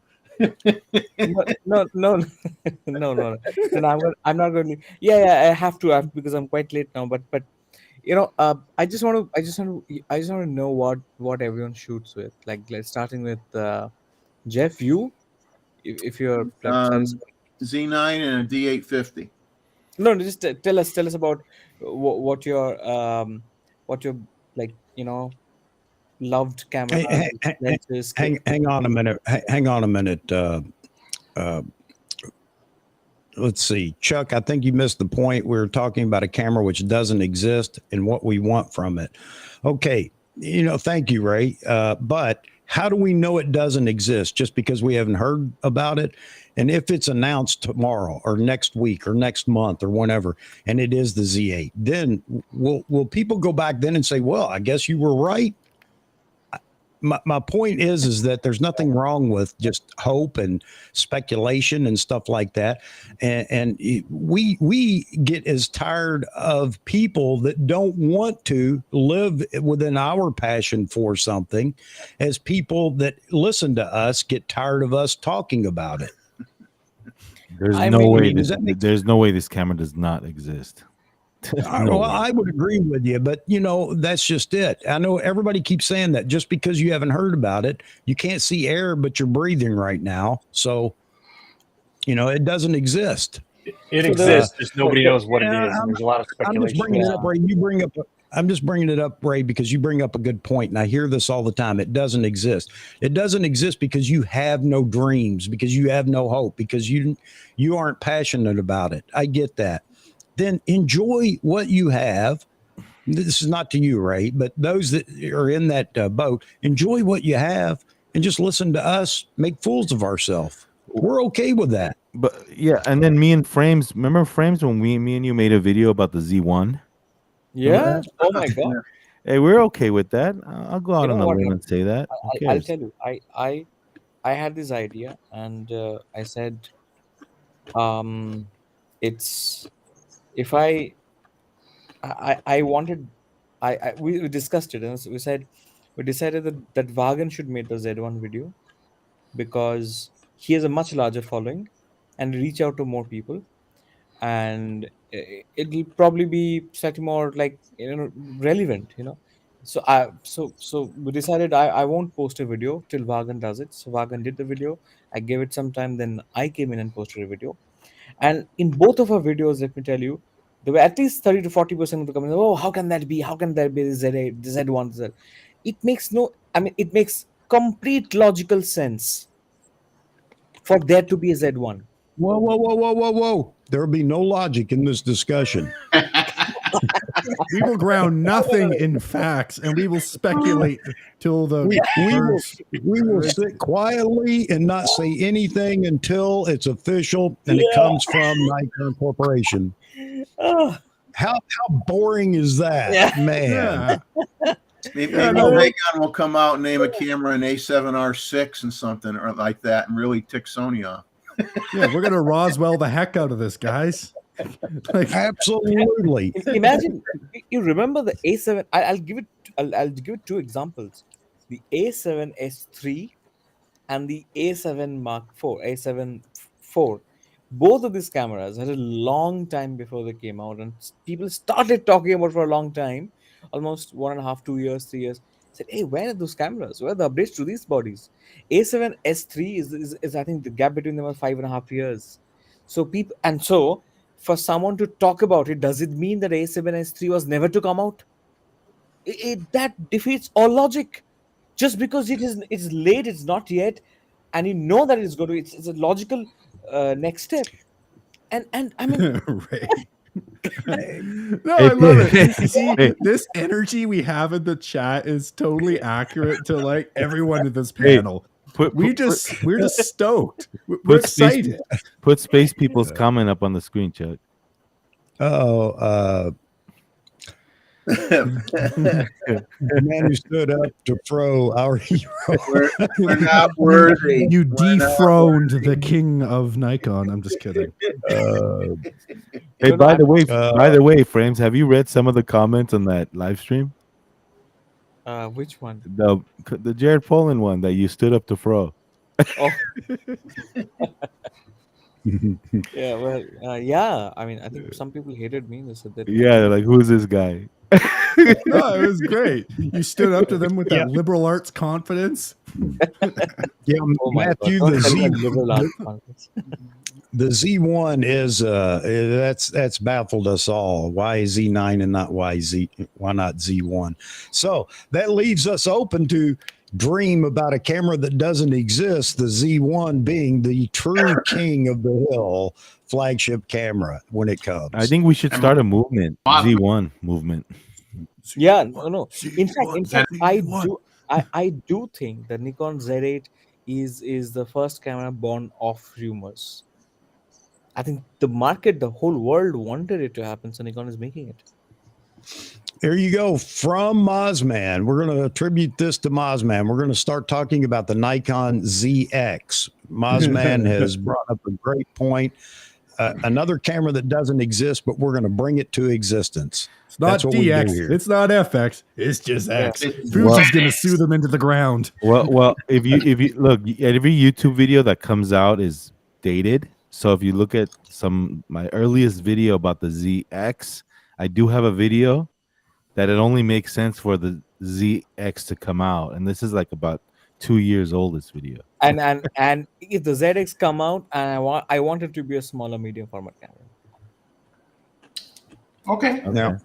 Because that makes sense. It breaks a barrier of technology. X makes sense, right? Yeah. But That's what I've been saying, Frame. Nobody believes me. What Yeah, that's right. Whatever happened to that? There's supposed to be all these different sounds that we could put. What? I think I want the one where it sounds like somebody's passing gas. That's the one I want to use. I think again, Nikon Jeff, you can have that with the Pentax. I think It's Nikon so is easy. trolling us hard, man. Nikon, that ZM thing that they put out, was that really true that they went on the website and they took it down? Yeah. That's what they said. Man, My thought on that one is that maybe there's an actual camera coming in the future, and Nikon's like, "Hey, take it down. That can't be a April Fool's joke." It's an yeah, actual but you thing know coming. what? I'm glad that they're they're having fun with it. But the other manufacturers are really putting out cameras, so it shouldn't be that funny to them. You know what I mean? No, they need something. Yeah, I mean, please don't give us 2 months of teasers. We can't stand 2 months of teasers. Jeff Jeffrey and I can't talked stand about it, that guys. before we talked about this morning. No teasers, please. None. I'll be like Zero. that guy. What was that movie where the guy says, "I'm mad as blank and I'm not going to take it anymore"? Can they raise any more? Can they raise any more discussion about the Z8 that doesn't exist, by the way? Can they raise any more discussion about it by having teasers? I think not. Yeah. Oh, there you go, Joe. I told you, Joe. Yeah, no, I came too heavy on Pentax. Matthew, no, I agree. Pentax used to be one of the biggest players. It's just they don't release cameras that much anymore. That was more of what I was trying to get at. Not that they're not great in the past. They have been. It's just like Nikon. They seem to struggle to put out new cameras. So it would be nice to see them put out some new stuff because I think there is a very large Pentax community that would like to see a new camera. Joe has a sense of humor, Matthew. So it's all good. Hey, Andy, we're still going to talk about it because we have fun. It's not about hits. I don't care. The only thing I care about is likes when I'm on here. So I'm just having fun, and I'm a passionate person to begin with. So we're going to continue to chat about this, not all the time, but not everybody talking about it on the internet is doing it for hits. So just want to make sure everybody understands that. We're going to talk about it until they give us something else to talk about, right? There you go. The top 40 There hits. you go. Where's my cinema camera? Wayne wants a camera with no buttons. He's waiting. Hey, the hits. I guess everybody's guilty of this because if you think about all the YouTube channels, everybody has a Z8 video. Who doesn't? Yeah. Yeah, there you go. There's Jeffrey does. That's a Z50 Okay. video. I'm not sorry. It's Z90. Say that loudly, so everyone can hear. Say that. Yeah, man. I mean, again, why is it so many people are so hurt because we want to talk about something that does not exist? Why is that an issue? Why is that an issue with people? That's the question I have for the Nikon community. Why is that an issue with you? Can I respond to that? I think the issue Please. is that people are just tired of talking about it, is my guess. because there's Well, no they don't information have- at all. Nobody knows what it's going to be, what direction they're going in for it, whether it exists, whether it doesn't. And if it was only a few weeks or a month, people would be okay with it, but it's been ongoing for months and people are just get tired of it. That's my guess. I don't know for a fact, but I think that's. And I understand that, Daryl, but again, why tune in? Just skip this episode, skip that channel, skip that video. Oh, he's getting serious now. Is it live or is it Memorex? It's Frame PM. But yeah, Daryl, I understand what you're saying. But again, it goes back to, and this goes back to when I started this channel, and I did a video, and I did the, I don't know, it was like the 5th or 6th stream, and it went for 2.5 hours or something. And the guy sent me an email, a guy that never subscribed, by the way, and that's okay too, because not everybody should if they don't want to, but sent me an email with a long explanation of how it went too long, and I need to do this, I need to do that. And I'm thinking, how could it go too long? Ooh. He could leave. Yeah, Frames. I know you're enticing me with I those. like those. Oh, Those are Have fun. But You at home that's and my have point. Standing. And I'm not trying to run anybody away from our community or anything, but if it's something that you don't care about or whatever, by all means, just tune out. It's crazy to say that, isn't it? But then again, I'm a guy that doesn't want to be a YouTube influencer with 1 million subscribers, because then we I can't think have some of this it is kind of just fun. flooding the airwaves too. But Everywhere I think you go, it's everywhere. Turn you're off, right. turn gotta out, turn turn everything off, off tune then. out. Yes. But yes. I do have an issue with the AI videos that come out. They're just AI narration, like just fake videos like that. I do have an issue with that. As Mothman would say, what is AI? What we're talking about is more computational photography than AI. AI is when the camera it has its own brain and can figure things out for itself without any human input, and that's not what is going on now. It's all algorithms and things that are created by people. It's not some sentient life form that is making its own decisions. It's all based on what we put in, No, the AI the AI Z8 videos, you know what I'm talking about, right? The fake narration and Yeah. Hey, Chuck, on the topic of AI, would it be okay if I just tried putting in Nikon Z8 into an AI image generator? Do you guys want me to share with the AI generated? Sure, why not? I'm afraid to look. Go ahead. See, it does exist. It's a picture of Frames. Oh my Lord. Yep, this is what AI created with the Nikon Z8 camera as the prompt. There you go. The one on the left. One. It looks like a mutant. The one on the left is funny. Yeah. That one. The one on the far right, is that an anamorphic lens? Is that what it looks like? There we go. Yeah, this is quality. It's like the new tilt shift lens. It's like a part growing out of the body. It looks unwell. Honestly, I don't mind the look of that though. That would be like not horrendous. If they could get rid of this chunk at the bottom, it'd be pretty small. I think this is Mid-Journey. This is crayon.com. Oh, this that's quality. Instead of a stacked sensor, you have a stacked camera. Sorry, I couldn't help it. Gotta love it. Oh man. Yeah. It's just it's hilarious. People go to Nikon Rumors to complain about the rumors. If people can't wait for a new camera, Nikon's got their 4-day refurbished sale on right now, so go pick up a used one. There you go. Yeah, They've actually had some pretty good deals on that lately. Yeah, the last couple of times. Yeah.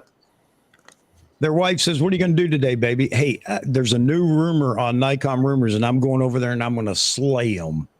That's my agenda today, is to go over there and argue with people that are dreaming, because we'll have no dreaming. You know, I want to share a man. story about a guy. So I'm part of this Fuji India group.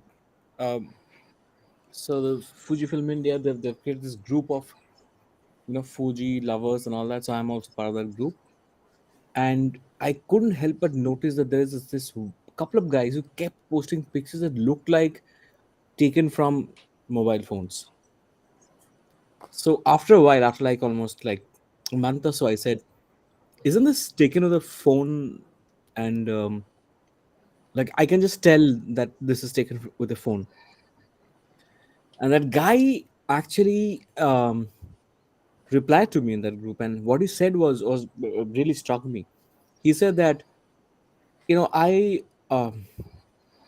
it doesn't matter to me uh, what the quality of the picture is. It doesn't matter that I went out with a phone. Most of the time, I have the phone with me. I'm passionate about taking pictures and preserving the moments, and they're good pictures, by the way. So I said, and he just spoke about very honestly about his passion for photography. And in that group, what I loved about it is that Fuji never said, if you're not using Fuji, kindly get out of the group. They never said it. They appreciate, they keep loving his pictures and just, sharing, saying, hey, it's a great shot, all of that. So, okay. So, I thought that that sense of that sort of positivity, that sort of, it was great hearing that from him, and I think a lot of us should bring that when you hear about camera gear and all that, because for us it is not just love for photography, it is also love for the gear that we use, right? So Yeah. I mean, as long as we appreciate that in each other, and then then we'll understand this excitement. Well, I always say on my channel, I don't care. I think I said in the last thing I did, I don't care if you're shooting a D300, a D90, or a Bronica, or a Hasselblad, or a pinhole camera, or whatever you want. If it makes you happy, that's what's most important, right? As long as you're happy, that's all that matters. I mean, it may matter if it's if you can't produce something that sells, if you're trying to make a living doing it, but if you're just doing it for yourself and it makes you happy, then use whatever the heck you want. Yeah, and get out and shoot, right? I think that's the biggest thing is get out and enjoy the gear you buy. There's a guy I've known for a number of years now, just through YouTube, and he's got one of the most incredible lens collections I've ever seen of vintage glass. But all he does is criticize other people's work and says, "Oh, like this photo's not good. You need to do this and this," and he just takes things apart. But he doesn't actually go out to shoot with any of this gear he has. Now, if he just had this collection and was passionate about it and shared that knowledge with folks, it would be cool. But the fact that he's criticizing other people's photos and just collecting all this stuff, but won't actually go out and use it, I think that's kind of where it's like, no, like if you're going to join a dialogue of trying to give people feedback on their work, get out there and shoot some stuff, right? Like, show us what you've done. What have you done that gives you the right to critique my work? If you say so-and-so stinks, then show that you're better. Yeah, exactly. Otherwise, just enjoy the photos. Hey, Joe. Were you saying he's an angry photographer? Yeah, you could say that. He's an angry you could say that. Hey, Joe, man, you've experienced hate? You've experienced Nikon hate? No, actually, I haven't experienced Nikon. There's a comment here. Rot Von Rant said, something about that.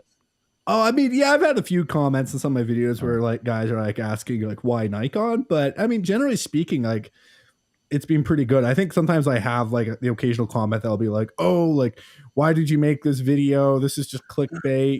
If you make cool content, then people will come."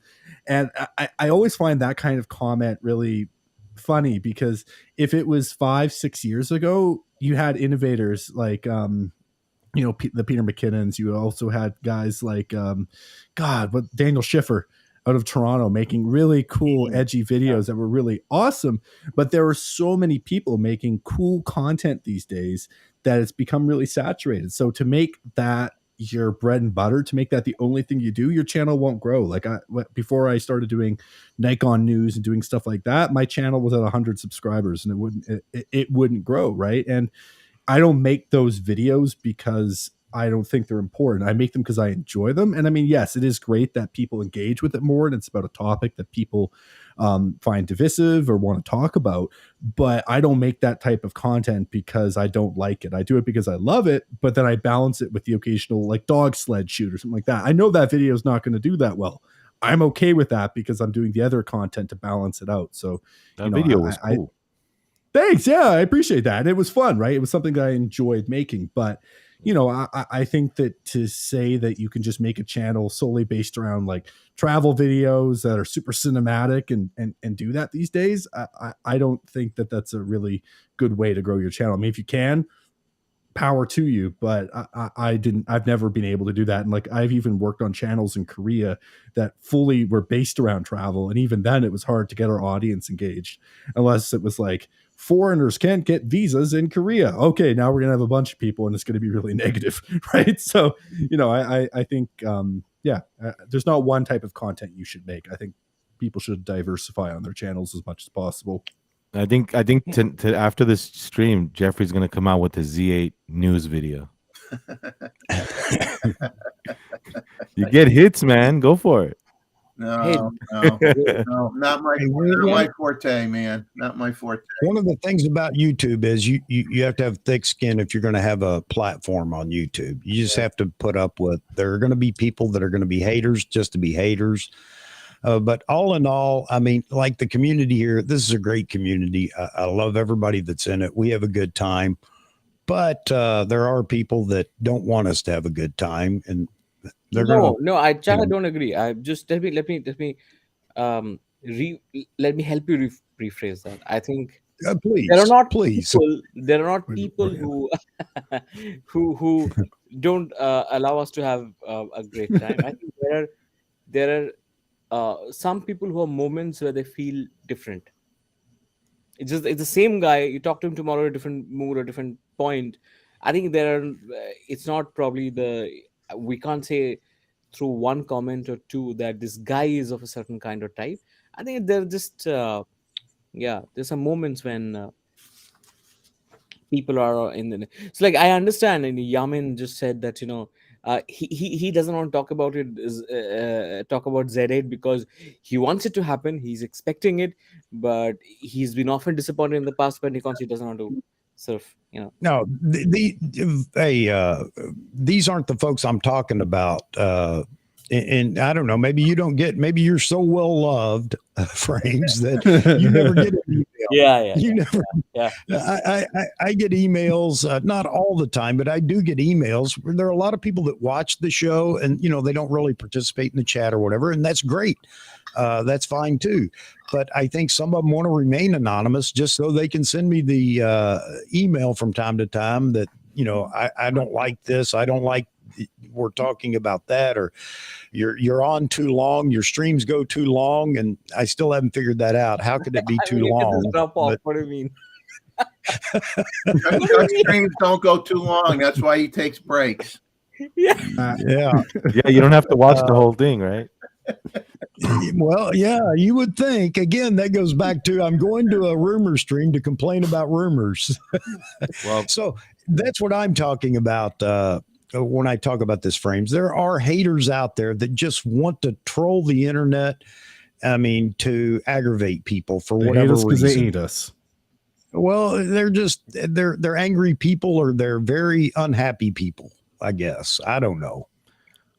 Yeah, I guess that's a fear of missing out too. They don't want to miss something that people discussed. Maybe they have to watch maybe the whole thing. I think you're right, Vahagan. Yeah.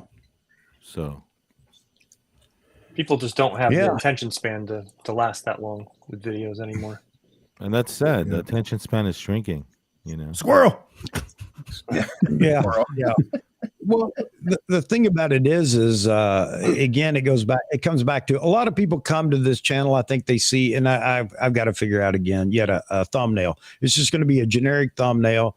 let people come in for a live stream, whatever, unless there's something vitally important to throw on the thumbnail. But they come here expecting something, if they're new. If they've been here before, they know what to expect. Mayhem. But like today, the thumbnail, that's why I apologize for it up front. It is a clickbaity kind of thumbnail because I actually had a dream, or I had a desire last night for this to become true, however you want to look at it. And they come here looking for information about the Z8 that nobody else has. Why would I have it? if Nikon Rumors Because you doesn't have have key it, frames on. yeah, well, that's true. They do know I have frames in here every now and then. So yeah. Frame doesn't like to leak much, though. He's just like drips and drabs. He doesn't want to get in trouble. But I think they come here looking for that information and then realize, okay, that's not going to happen, and they're angry about it, And maybe I can understand that somewhat, but to the point of I'll get dislikes because well, you didn't give me what I wanted. I can make it up. Look, I mean, that's I always envision like angry people whenever they're like on your talk, Chuck, as like Arnold. I'm just so angry right now. I don't know what to do with all this fury. Show me your leadership capabilities. Like for some reason, that's just what happens every time. Even myself, like if I'm talking to someone and they're like, "The photo was bad. It was really bad. You're such a bad photographer." It's every time. That's what happens, and I just smile at them, and they're like, "Why are you smiling, you jackass?" No, because I'm happy. There's no getting through to me, folks. I will continue to take blurry photos in perpetuity. Why are you laughing, Frames? Joe's got good blurry impersonation. photos are stylistic. It wasn't done on purpose, man. It was for stylistic approach. I just want to comment on Matthew's thing about Chuck having Nikon pillows, and NPS sent out a blanket as a gift this year with Nikon on it. Maybe because there's no new camera. It's to keep you warm in the cold. He sent out a blanket. That was one of the. Well, when you're out in the frozen tundra, freezing, waiting for the announcement, you could try to stay warm. Yeah. I'm a Nikon fanboy to the max. I've got Nikon tattooed in several places on my body. Wow. I like how you did tell us where, so you let our like minds run rampant with creativity. Well, the latest one is in a very bad place. It's a tramp stamp. Hey, I wanted Nikon press release, and it's just got an arrow.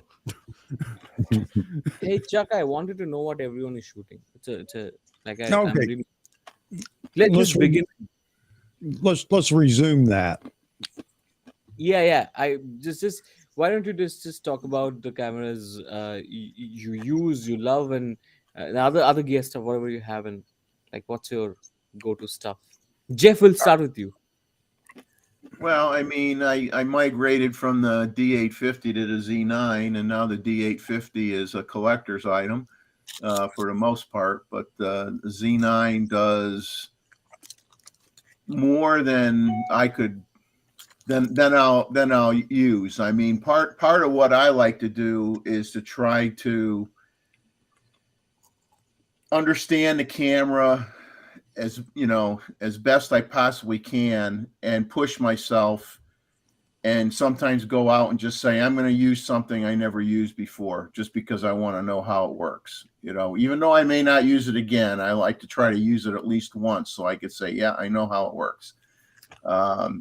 So the Z9 just has so much stuff in there that you could toy around with and play with, and settings you could tweak and adjust. I mean, it's for some people that's a nightmare. For me, I take it as a challenge. It's something that I enjoy. But it to me, it's everybody says, well, it's not the generalist camera. Well, it kind of is. I mean, you could do a wedding with it. You could do obviously sports photography, wildlife photography, car races. You could do model shoots. You could do, well, we can get into the lack of flashes if you want, but you could pretty much, you do macro with it. You do street photography with it if you don't mind having something large on you, which I don't. I'll use my Z9 for street photography. and just make sure I have another big guy next to me in case I have a problem. But you know, it just it checks off all the boxes. I mean, I tell you, I do have one complaint. Okay, you want to hear my one complaint? It's on the vertical grip. The lock lever unlocks all the time. Like I have the way I have the camera hanging down, apparently it rubs against my body or whatever, and it unlocks itself. And sometimes I get home and I'm going through my pictures and I have 30 pictures of the ground or or a bunch of pictures of the sky that I didn't know I took because that locking lever is too easy to move if it brushes up against you. That's my only complaint I have about that camera. I get too many pictures of ground shots and empty skies on occasion. That's it. That's my big complaint. That's why you got to get The bigger focus. cards. And what about your lenses? Like, so Z9 is the go-to camera, and what lenses? I love the 24 to 120 for a general lens, all-purpose lens. But because I do mostly wildlife, I love the 500 PF because I can handhold video with that very well, which I can't do with the 800.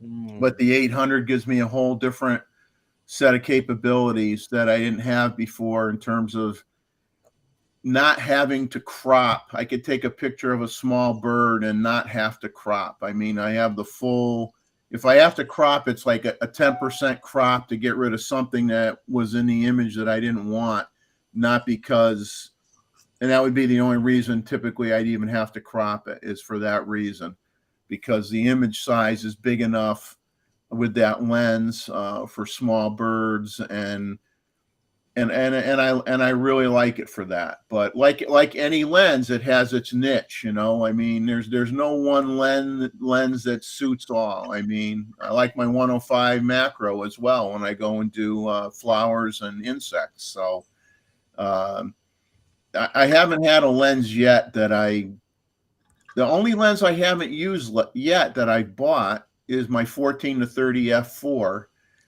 mainly because to me, I have to have a good foreground interest to use a lens that's that wide. And I haven't hit the subject matter yet where I've wanted to use that lens. But I mean, I'm glad I have it. I mean, it will get used, but it's mostly the 24 to 120 to 500 PF. I got the 1 to 4 that I use with and without the telly, and the 800. I mean, that's kind of like my. I like them all. I like them all. Where's this going, Frames? No, I just want to understand what everyone is shooting. What about you? What do you love? What's your like? I have the Z6, Z6 II. Z6 is right here. The 14 to 30 lens is right here. The Z6 II is over there with the 24 to 70 2.8, and the Z9. And I have a D500 that doesn't get used. It's holding down some papers over there for when the wind blows. There you go, brother. I know this wide angle zoom always gets used here. Yep. What about you, Joe? Yeah, that's it's. I'm just trying to think of what I'm using these days. I got my Z6 FT-Z2 adapter. I kind of got 4 lenses in my rotation. I've got my 17 to 35 2.8 G, and then I've got a 50 1.4 G, 70 to 200 2.8 version 1, and also a Tamron 90 2.8 macro. That's why I use kind of like in my general kit, and then I have my 51.4. Like, do you love sorry? The 51? I love it. Yeah. My 51.4 is what I use for most of my portraiture. It's rock solid. I've got a wedding shoot coming up, and I'm going to be using that for basically everything that I do at the wedding. And then I've got my Pocket 2 with the vlogging like creator combo with the mic and all that. And then my drone is my Mini 3 Pro, which I use for all my aerial stuff. So what's your best lens? From what you have, what's your I mean, my 51.4 I really like. The autofocus is really quick on it. Actually, I have pretty good luck with that. It doesn't hunt too much. But probably my 70-200 would be my favorite. Sort of. Haven't used it a ton yet. I picked it up a couple months ago, and I've just been going to the zoo and taking photos of trapped animals because that's my skill level.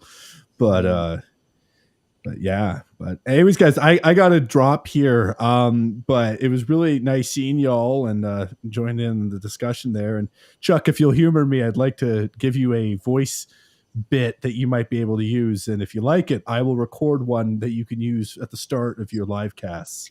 By all means, Joe, it's been a pleasure having you. So let's hear it, brother. All right. Welcome to AP Studios. It's not sponsored by Nikon. Do you like M&M fueled rages? Then Chuck has got you covered. Today's topic: what will Nikon not be releasing in 2023? It's great, man. It's great. Yeah. Oh, wow. I love breaking frames. I mean, I think you're going to be a big success on YouTube. If you just Thanks, frames. I've been trying for years. Hasn't happened yet, but you never know, right? We'll give it the old college try, kick the bucket down the road, and we'll see where the dust lies, right? I made a lot of weird shit over the years. And sorry. A lot of weird, unique things. I think if you make yourself look older, you'll attract more people. Ooh. Okay, so I'll just like dye your hair gray, dye your hair with a little touch of gray, so you look a little older. I'll be distinguished. That's right. Everybody will come to your channel. Hey, just don't go overboard, okay? Before you go, Yaman dropped a comment here. He's talking about autofocus with your D glass and FTZ. Yeah. So obviously the any of the lenses that have got the old screw drives, those won't work. But honestly, there's a lot of lenses that aren't compatible on the FTZ and FTZ2 list that do work. Like even that Tamron 92.8, like the autofocus sucks. Don't get me wrong, but it does autofocus. So I think with any of those lenses, just make sure you get out and try it. Right, go to your local camera shop. Go to the used section and just slap some things on there and see what happens. I mean, even with the 17-35, mine's got a bit of focus noise it makes because it's beat to crap, the one that I bought, but some of them don't have that sound, right? So it really, when you're getting into the older F-mount glass, it really does kind of change unit to unit, and I would recommend just getting out there, try out some stuff and see what works for you. But there are some really good budget options. And Matthew, so the Tamron USB update tool, I don't have that, and the lens I have is like really, really old, so it precedes that, but it does autofocus with the FTZ2 adapter on the Z6. All right, Joe, I know you got to take off. You don't have to, but I know you want to. I'm just kidding. Yeah, I got a couple meetings. I don't want to, but I gotta get back to the grind. But thanks for having me, all. Great seeing you. And Chuck, I will send you some weird audio files to your email that you can either take or leave at your leisure. It sounds great, brother. It sounds great. I like what's his name, Peter McKinnon. No. I can't think of his last name right now. Why is that? But he has a roll in with audio. Settle back and wait or relax for another enjoyable episode of whatever. I can't remember how it goes, but anyway, all right, man. Yeah, I'll make one like that for you. I'll make it. It's got a little bit of like non-copyright music in the background, and then just sort of like a radio intro for like NPR. All right, sounds great. That sounds great. And microphones getting closer every day. All right, bye guys. Hey, you gotta do one for me as well before you go. Bye. Okay, yeah, frames. I'll make you one too. Okay. All right, bye guys. The Fro Warrior. All right, bye guys. All right, Joe. Take care, buddy. Yeah, see ya. All right, Chris dropped a comment with his gear bag. Everybody wants to check it out. Look at that. 2 Z9s, huh? You got to have a dueling band. I tell you, I always liked it when I had two of the same body. Boy, I really did. But I just can't justify it for me anyway. It's just a little too much. He's like, he's covered from 14 mm to 400. Even 600, because you can crop into the 400 4.5 with a, you can go DX with it. Yeah. Yeah, cool. Hey, what about you, Daryl? What's your most loved stuff? Most loved. I'm also a Z9 user. Switched over from the D850, which I really loved. I've got a D6 or Z6 that I think I use less than Chuck's uses his D500. But I picked up the 24 to 70 2.8. Absolutely love that lens. Use it for almost everything that I have, everything that I shoot. I do have a 14 to 30 f4 as well. Don't use that as much, but it's usually in the camera bag just because it's so light and easy to pop in there. And a week and a half ago, I just picked up 100 to 400 with a 1.4 teleconverter, and absolutely loving. I had the 80 to 400, so I was familiar with the focal length, but absolutely loving that lens with what it produces. I have a 200 to 500 as well, but I'm in the process of trying to sell it. Don't think I need it anymore with the 100 to 400 with the teleconverter, and trying to ditch it before the 200 to 600 comes out and the market completely drops on it.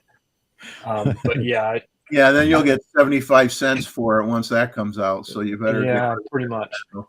When I was an F mount shooter, I had when I used to joke that I used to, before I knew what I wanted to shoot before I grew up type of thing. I had, I think, 11 or 12 F mount lenses. I just don't see myself going back to that because there's a lot of stuff that I just, I had a macro lens, I had 4 or 5 different wide angles, several telephotos, and I just don't see myself going back to that now that I've kind of matured as a photographer.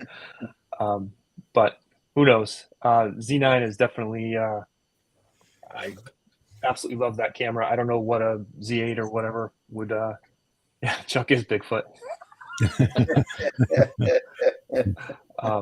But yeah, that's absolutely love shooting with that camera now. So, and I shoot primarily landscape, cityscapes.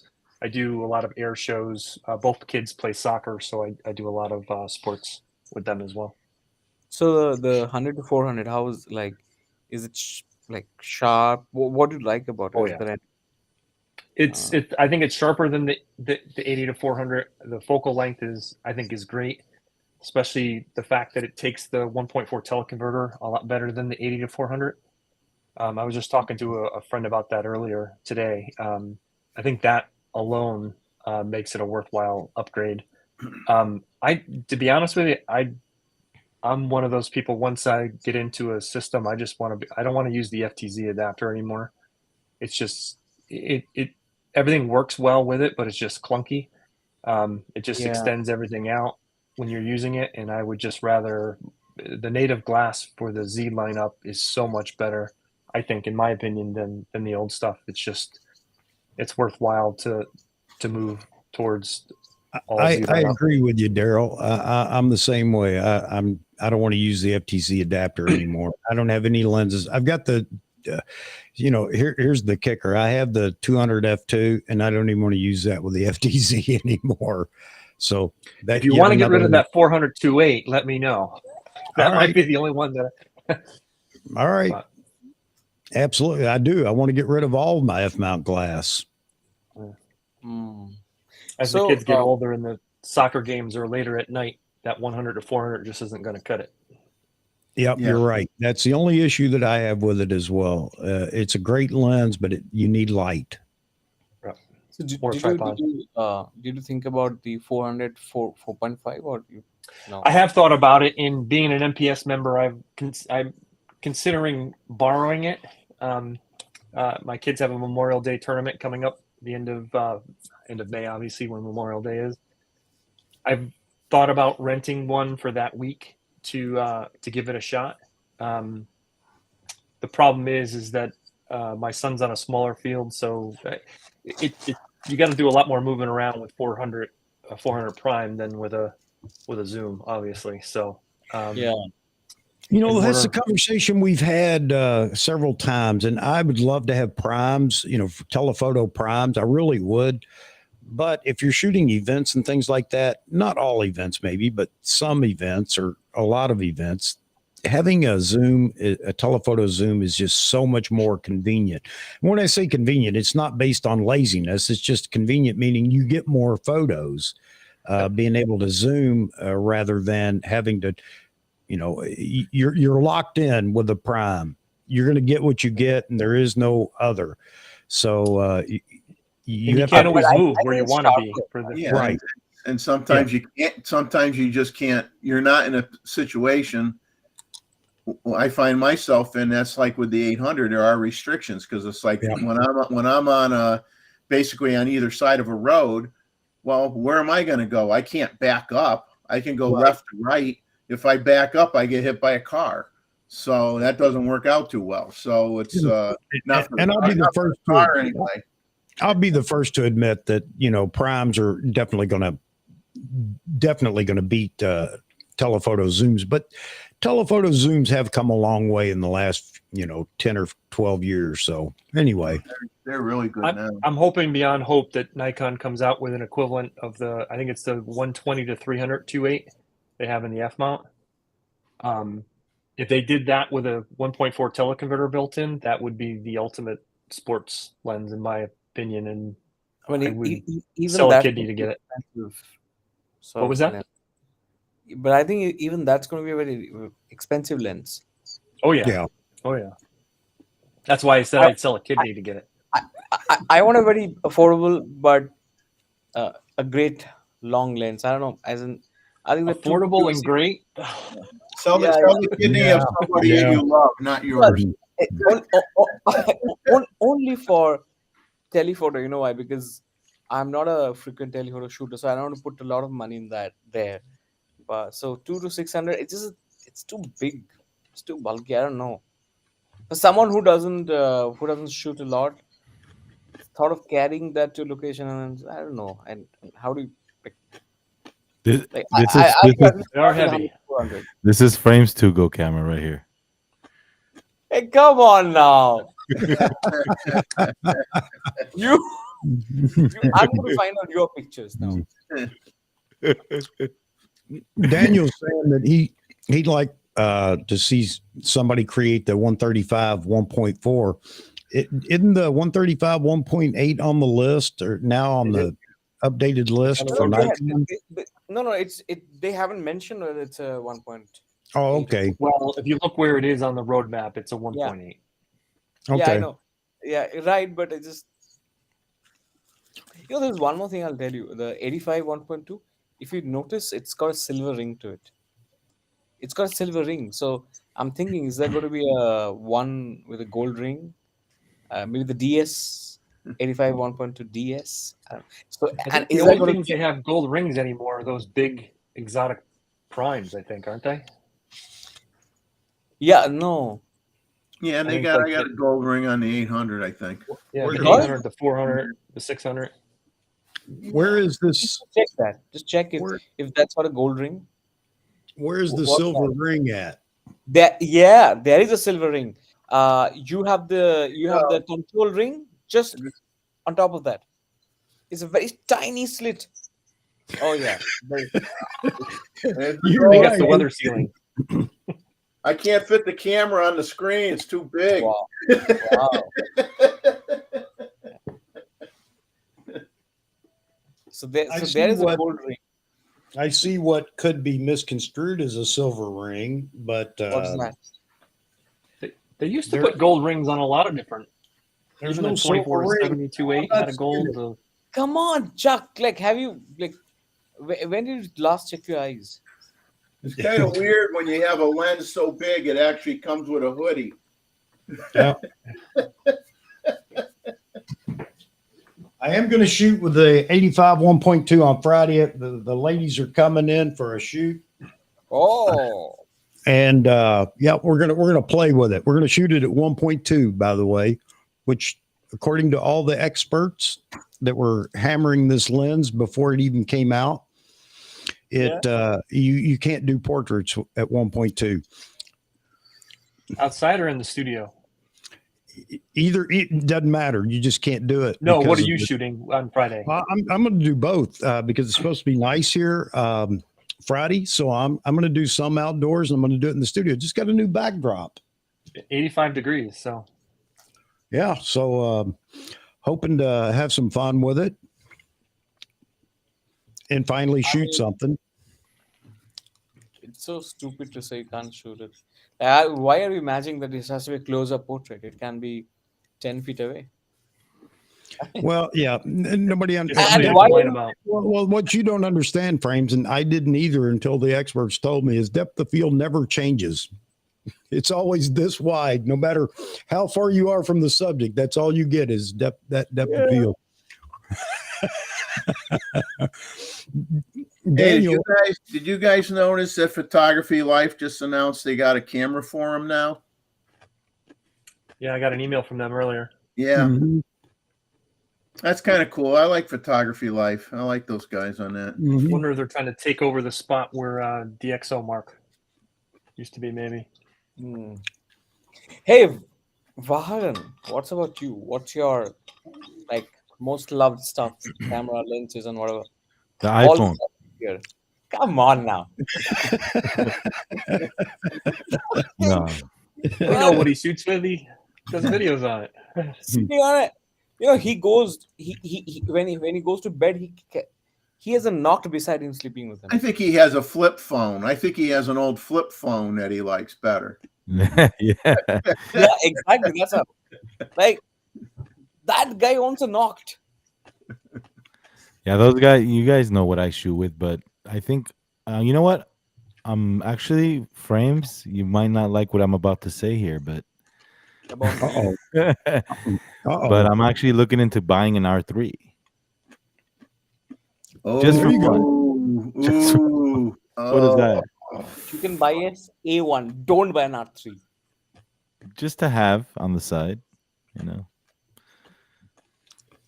On the That side just of the started- road or in the No, car with I'll you? tell you something. I saw a photo yesterday. So I didn't know that last year, our Prime Minister, Mr. Modi, he often goes out to these different exotic locations, and apparently he shoots and then he posts a picture. I'm not being sarcastic, but he does post a few pictures. Last year it was a Z9. He was holding a Z9 and shooting. Okay, Wow. and this year, last week I saw him release a picture. He's gone to some reserve forest or somewhere, and I see him holding an R3. I was like, he's just lost my vote. He lost my vote. Can you imagine politics tied to camera gear? Man, oh man. Vagan, are you still going to get that R3? Just to have for fun. I might sell it later. We'll see. Do a And couple of what videos. What But- lenses? No, I mean, the Z9 is the ultimate camera for me now, so I don't think I need anything else. But as far as lenses go, I love them all, man. 58, Oh yeah.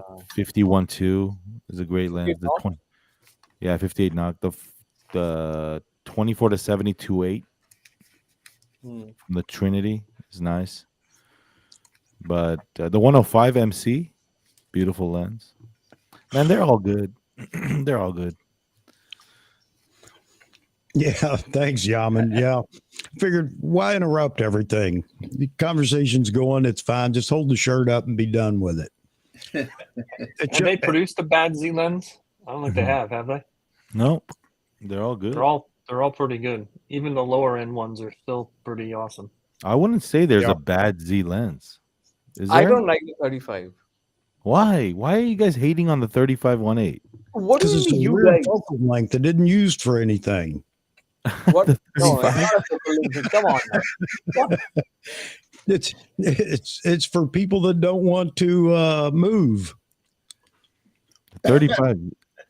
Z-Way too was kind of hating on it. No, I don't hate No, it. no, It's just not a Z-Way- focal length. I don't use anything 35 or 50 either. Really, I wanted that 51.2 not because it's 50 millimeter, but because it was 1.2, and I love the photos I was seeing from it, but that's just me. I hope the Yeah, 35 1.2 comes out real soon for all those that are looking for it. There you go. I'm not a hater. Yeah, so I'm Z Wade, Right behind the 200 to 600. going wide. If I'm going wide, I'm going to go 28 or 24. I'm not going to use 35, to be honest with you. 28. What a another weird focal length. 28. What's the difference between 28 and 24? What are you saying? It's a beautiful, it's a beautiful street photography lens. 28 focal. It's a beautiful. Sure it is. Sure it is. It's 2 steps closer. There you go. It's not only that. It's also the perspective. It's not only that. Come on. No. So I think Nikon has one of the best 28s. The 28 1.4G. Oh yeah, That's an it's amazing. not a G, it's an E. Okay, yeah. Yeah. That's an amazing lens. Oh yeah. I'm going to get both the 26 and the 28 millimeter because you never know. Yeah, it's regarded as one of the best 28 millimeters ever. I mean, if I want a fast wide right now, I would buy the 21.8. I think I wouldn't mind having the 21.8. I keep looking at it, but I haven't pulled the trigger yet. But I keep looking at it. So now, But see, then that'll cause me to go into another genre of photography that, astrophotography or whatever. So, I mean, I got too many genres now. My God, I should have like a patch for every genre. Yeah, I'm just busting everybody's chops. I mean, those aren't focal lengths that I want or use or whatever. But I know a lot of people do. And there are differences between, there's 2 millimeter difference between the 26 and the 28. so because since English is not my first language, when you say I'm just bursting everyone's chops, what do you really burst? What do I really bust? Your chops. Well, it could be a little lower than that. It No, could be no, no. something a little lower than that. It's chops. I'm going to leave it to you to decipher that. Now you call this a family channel and then tell me don't use bad language. Chops is bad language. I don't know what chops means. When you leave it open like that, I'm thinking anything now. Okay. So, but no one asked me, but I'm going to come in anyways, and I'm going to share what I shoot with and what I like. Yeah, well, nobody asked you. Yes, no one asked. Yes, we want to know. We want to know because you have to ask yourself. You started the conversation. Yes, by all means. What do you shoot with? Let's talk about what you shoot with and what you start with your favorite Canon camera that you have. Ooh, no, I don't use Fuji. Canon. You can talk Fuji. You like Fuji, right? Oh yeah, Fuji. Beautiful stuff. I think, I'll tell you something. The XT5 files, much better than the Z6 files, better than the Sony A7 IV. I honestly find it better than the Sony A7 IV files. I think the closest experience of editing the XT5 files, it reminds me of Z9. Honestly, I mean the range of it's not just the dynamic range; it's also the color depth. I mean the way it can handle me changing the white balance from extreme left to extreme right. I mean it's brilliant. So XT5 I'm very happy with, but I'd probably I bought the XT5. It's fine, and I really love it. But XH2 I think is a great camera because it can do more stuff in video and has better stabilization. But XT5 is fantastic. Second, I'm using the Z6 II for now. I'm really waiting for the Z8. I'll tell you first Fuji. So what I'm Fuji XT5 and the 33 1.4, which is like 50 f2. It's an amazing lens. It can really resolve well for the 40 megapixel sensor there. It's an amazing lens. Good character, good bokeh, good colors, neutral, not too warm, not too cold. It's really yeah, it is awesome for the low price point. Except that in my market in India, it's not. Fuji is always come at a premium. I mean, all my Fuji lenses are more expensive than all my Nikon lenses. So can you believe that? By almost 2 to $300 US. That's how expensive it is to buy Fuji in India. Wow. Yeah. Uh-uh. So no wonder they don't know market share. I was speaking to them. I said, "Oh, we don't know. We still haven't figured out. We understand. I mean, they are more expensive than some of the Sony GM lenses. I mean, really, it's really expensive here. The Fuji lenses, the primes. So that's one thing I like about Fuji. That's one lens. I really like the Fuji kit lens. I think the kit lens is truly amazing. I think it's. I'm not talking about the fact that it's sharp. It's got a distinct character. The color reproduction is very good. The Fuji kit lens is uh, really stunning, to be honest. And so my go-to lens for Fuji would be the kit lens and the 33. And I don't use any telephoto for Fuji. The longest I go is 85. For Sony A7 IV, I'm using. So when I want to use 50 equivalent, I'm going for the Fuji X-T5 with the 33 1.4. When I want to get long lenses for portraits, I pick up the Samyang 135 1.8 on the Sony A7 IV. That's an amazing combination. It's a very sharp lens. Very sharp lens. I think it's sharper than the Sony GM 135 from what I know. So very happy with that. And for everything else, it's Nikon, and the Nikon 51.8 is amazing. The 51.2, I don't have it, but when I need, I pick it up from Nikon, and um, uh, it's just that I find it a very impractical lens. 51.8, I don't use the 85 1.8 somehow. I I think it's too perfect a lens. It's like almost clinical. The 1.2, however, is a different story. So for I got to ask you a question. Since you use multiple brands, how do you not go insane having to know 3 menu systems? yeah, you know what?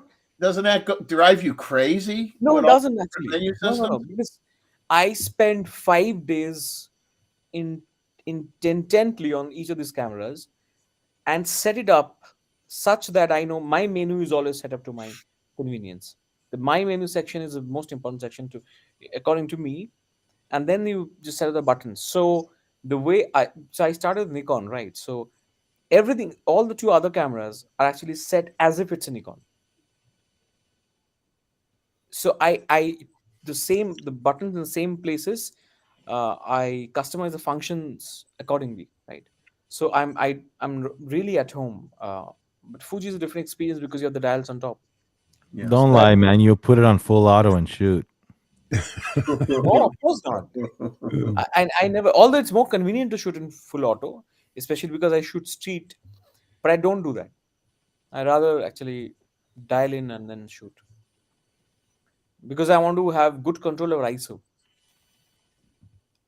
So and just use it if I want to use it.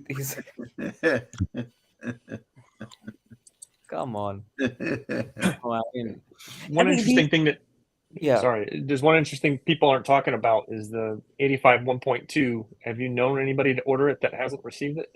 Unlike other lenses that they've come out in the last year, Nope. everybody's Seems gotten like- it. Is it in stock right now at B&H? I think it is, isn't it? Yeah. Did they ever say how many of those that they make? You know, remember when C9 body, they said, "Oh, we're going to make we could do so many a month." Did they ever announce how many 85 1.2s that they could put out? I didn't hear it. I haven't heard it. I don't know if they even care to mention it, but yeah, they did talk about the Z9 because everybody was talking about how slow it was rolling off the assembly line. Yeah. But did anybody catch Matt Irwin's video he dropped this morning on the 85 1.2? Again, it's another one of those reviews that I love it, man. He's doing all his night street photography stuff out there, and it was raining. Man, there's some beautiful photos. That inspires me to say, I like what that thing produces. I don't know if you guys saw it or not. I haven't watched it yet. It was so much better than Frame's video. So much better.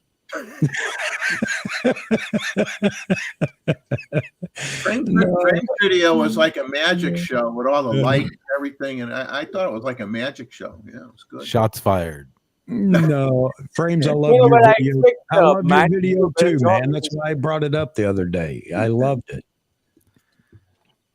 No, I haven't watched it. I have to watch Matt's video. Oh, I expect him to do a better job because he's a better photographer and he's a much older photographer. He's been doing it for a long time and he's in a beautiful city.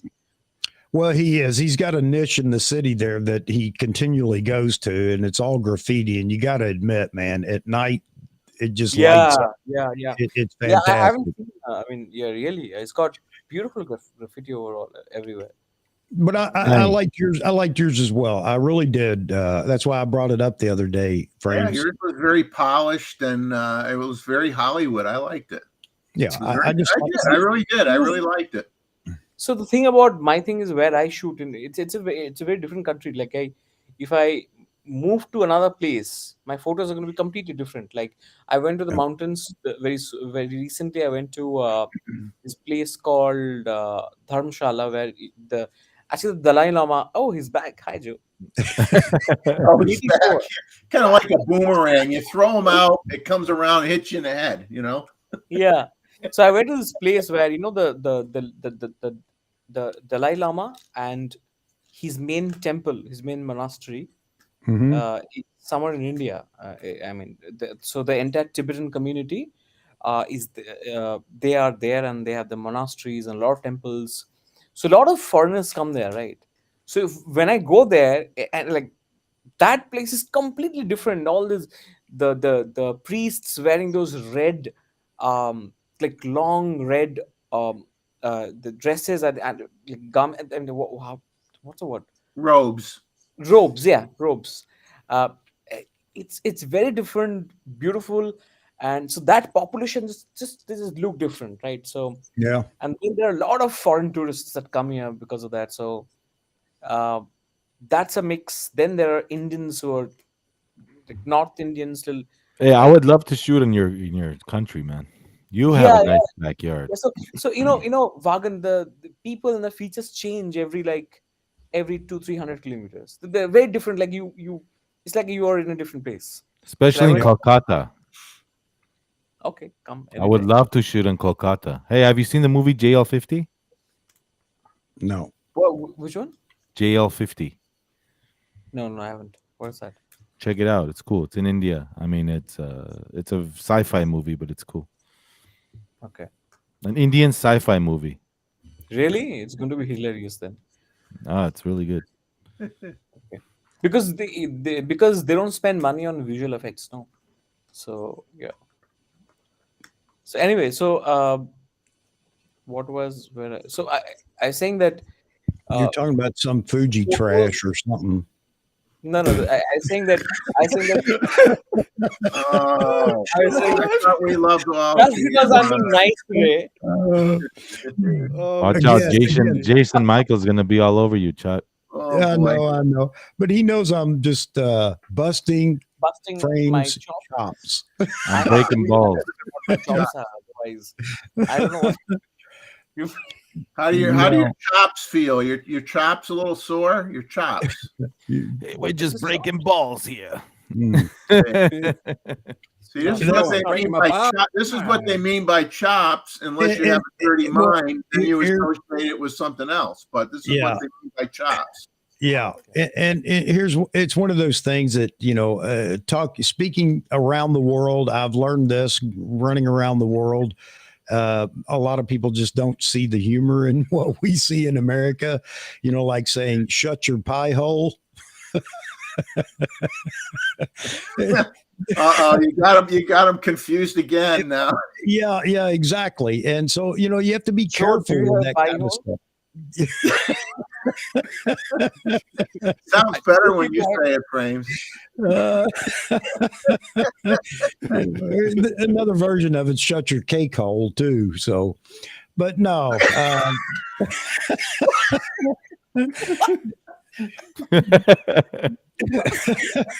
Your pie hole. Oh man. So yeah. Anyway, and I'm from the South, so I'm loaded with all kinds of stupid things that people down there say. So anyway. Oh man, I love having you here, Frames. I do. Yeah. Okay. You're the only reason that we have 68 people still in here, and I appreciate everybody that's here. All those 67 of them are sleeping right now, but well, I had that happen as I told everybody. I had a guy send me an email on my very first stream and said I fell asleep during your stream. Joe, And- do you think it's safe for me to stay, or I should just scoot? Joe, did you pop in for something? I don't want to hold you. Go ahead. He looks frightened, I to be recorded honest. your intro in the time I was gone to now, so I thought I would share it with y'all and see what y'all think. Sound good? Please do. Yeah, Please yeah. do. And Vahagan, I wish you could show me how to take a vote on this thing. Oh, you got to go to your YouTube page All right. in the chat right. box. All right. Go There's a ahead, little Joey. plus sign. All right, here we go. So this is a little scratchy, but I hope you guys like it.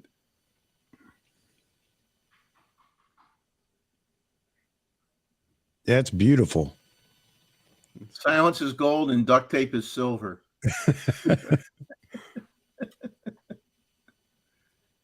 Can't hear it. There's no sound? No No. sound. No. I mean, I you're was- moving your lips, but we don't hear anything. No. Oh, hold on, just a second. Share tab audio. Yeah, it's sharing the audio. Let's try one more time. If it doesn't work, then I'll just send it to you, Chuck. Actually, you want me to send it to you, Chuck? Would you be able to load it? Yeah, I should. All right, here. I'll attach to the email I sent you from before. Okay. All right. Check. There we go. Sorry, one moment. Hey please. Joe, It's you all gotta good. you gotta do a New York gangster accent. Why, you think you're better than me? No one beats Mama's lasagna. Nobody. Damn, that's good. Next. I sent it to you, Chuck. Let me know if you get it. Nancy Alrighty. says she works with New York with a Canadian accent. Oh, yeah. Everything's got a little tinge of that. Minnesota. It's a process. Italian Canadians. This is all right. I will mess with Russian accent. No problem. Which email did you send it to? AP Studios or Chucko Mail? Chucko Mail, because I'm old school. I love your old email. Okay. No, Matthew, I'm not from New York, but I love that state. I like Chuck, New York, the history of New York. Nancy has a message for you. She says, I work with welders in manufacturing. I've heard worse. Yeah. Oh, that's good. Nancy, we could call you NASA Jane too, right? Because you work at NASA, don't you? If I remember right. Call you NASA Jane. Welcome to AP Studios, not sponsored in any way by Nikon. We welcome everyone who is tuning in across the world and those listening to this recording. We welcome you to get active in the chat, but remind you to please keep it fun and respectful. Also remember that here at AP Studios, you do have a voice and we want to hear from you. Shoot us an email or comment in the chat if you would like to jump in the sandbox with our incredible panel. Now, without further ado, join me in welcoming your host, the man of the people, the oracle of Nikon, and the M&M slayer of the Midwest, Oh, wow. Man, that is great. That is so cool, brother. Thank you very much. That is cool. fun. My man. pleasure. Hope you guys can use it. Oh yeah. Yeah. Oh yeah. I want, give me one. Whenever Wait, it might take him like at least a minute. Give me one. sure Wait a you minute. want one? I've nothing up my sleeve. Wait a minute. Here's one. All right, there's got to be something for frames in here somewhere, right? Yeah, Oh, pocket. Here it is. Here it is. oh, man, that's great, Frames. That's great, brother. Thank you, All Joey. right, I got to run, guys. All right, buddy. I appreciate it very much. So guess what? The next live stream, bam, that's how we open. Excellent. Looking forward to hearing it. yeah. All Good right. job, brother. Thanks, guys. Have a great day. Hey, Joe. Yeah. Hey, Joe. Before you go, do one more New York. Why, you think you're better than me because you shoot with Canon? Forget about it. I like So, Pentax too. All right, bye guys. Take Yeah. care, Joe. hey, V, I think you're going to lose a lot of subscribers if you buy that.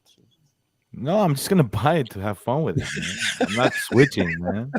I'm going to start. Don't do. I'm going to start a campaign against you. I'm not kidding. Don't not Canon now. Don't don't, don't Canon. Why?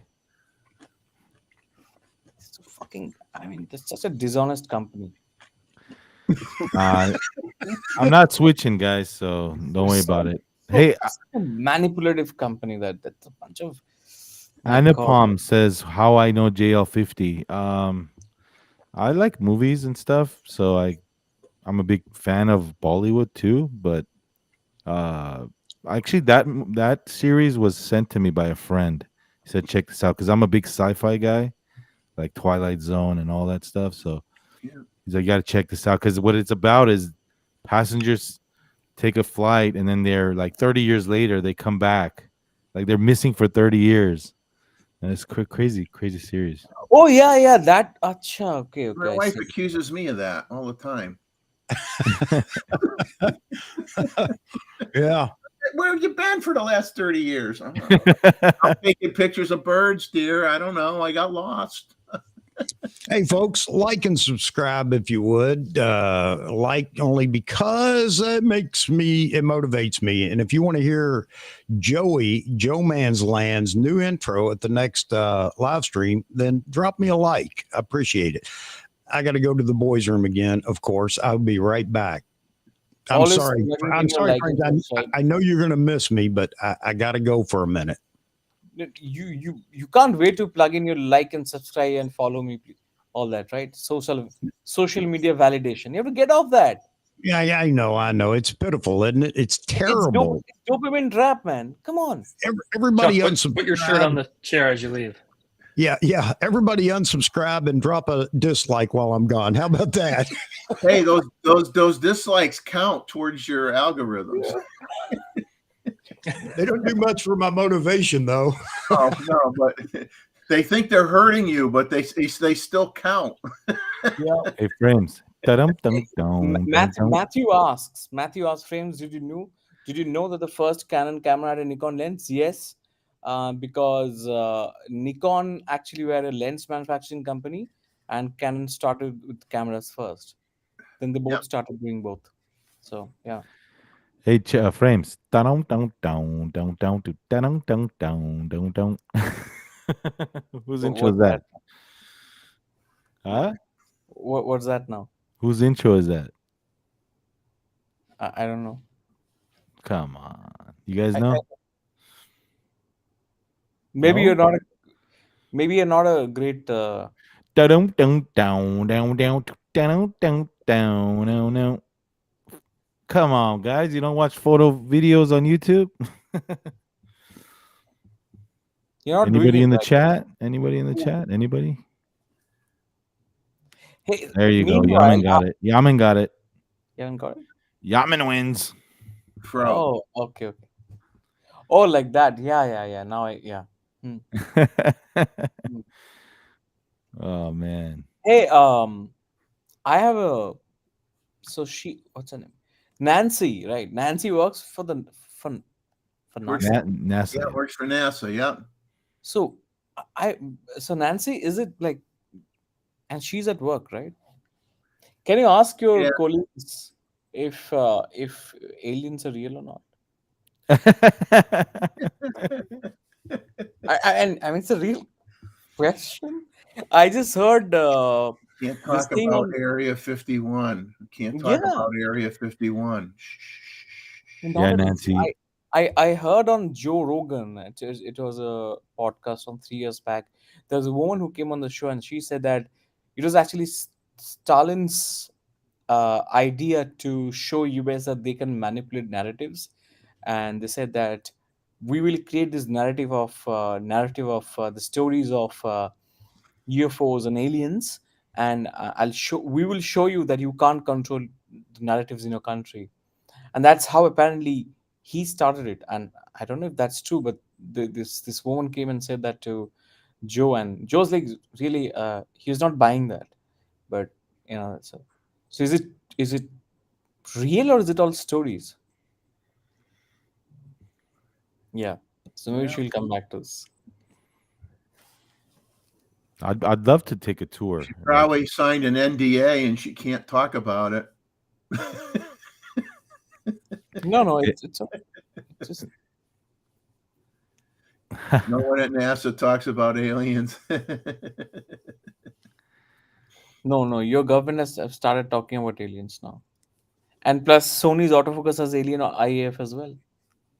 Hey, I got a question for Frames. How does your country see the United States right now? Oh, Just real, I know we can get into it, but do no, you no. guys No, laugh? I'll Do you tell you, guys laugh at our politics or what? it's a very interesting question. First of all, uh, I think most Indians just don't get this whole conversation on that you guys are having on how many genders are there.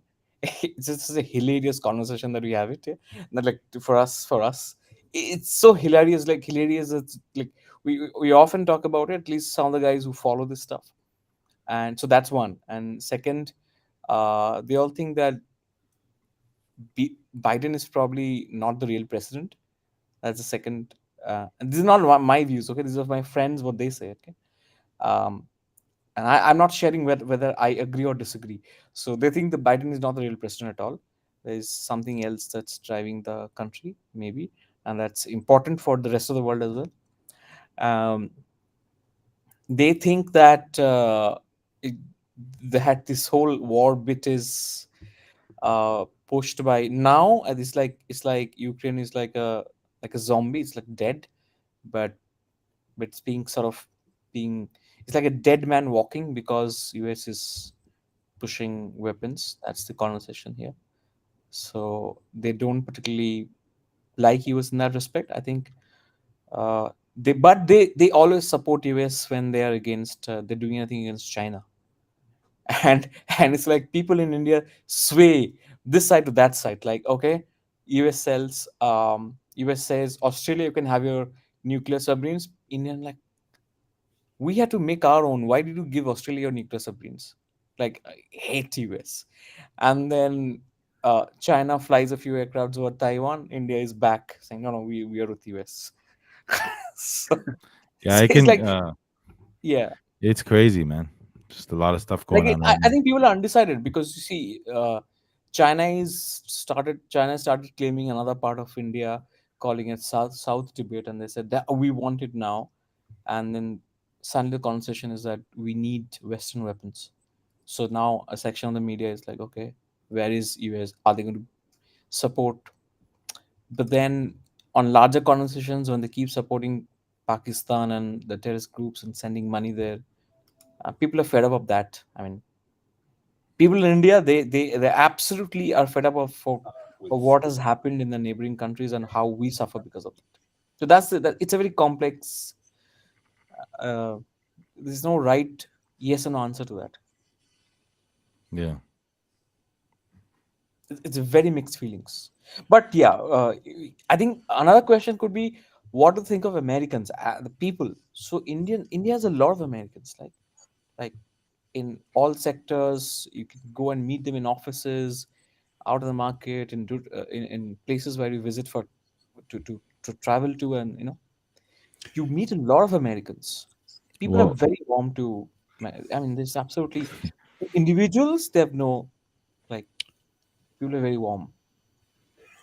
I got to tell you, all my travels, especially over to Afghanistan, and I've spent so much time in Afghanistan, and I wish I could have had a camera with me. Man, there are some, spectacular photos.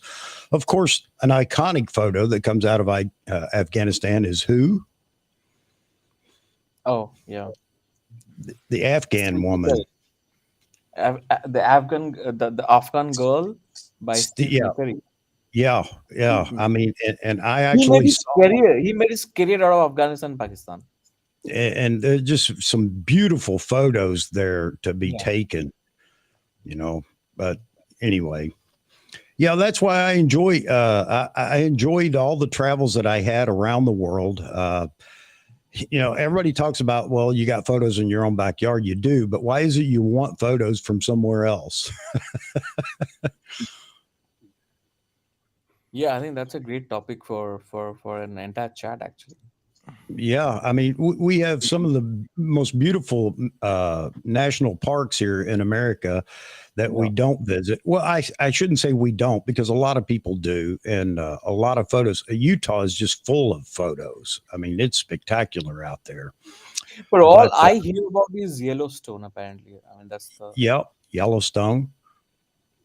I don't know of anything else. So that's where everyone goes. Right. Yeah. Olympic National Park in Washington State. You got Arches and several other parks. And Utah has a lot of parks and a lot of state parks in Utah as well. I mean, you could go to Utah and get parked out. Basically, there's so much there you can go to see. And you got Acadia National Park in Maine. You've got you got so many national parks. It's crazy. I mean, it'd be crazy good. I'd love to see every one of them. It'll never happen. But when my wife isn't working anymore, I mean, that's on our bucket list, is to go to a lot of the national parks, because you want to see the country you live in too. I mean, you don't really get to see this country. Well, from working in your career, you don't ever really get to see it. From our perspective here in America too, UK is like the landscape photographer's dream location. It just seems that way. I know we have them here as well, but there's so many great landscape photographers that come out of the UK. And again, we always want something we don't have while we ignore the things that we do have. Hey, I love seeing your photos. A couple of people said that they don't want to travel outside because they're scared. That's Do you guys have Walmart in India? No, but we have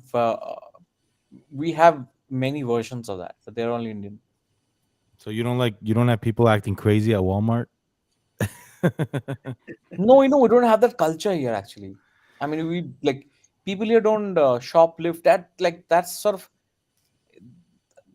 doesn't happen here, and people don't shop. Unfortunately, we do have that in America. In lines. We export the people of Walmart and stuff like that around the world.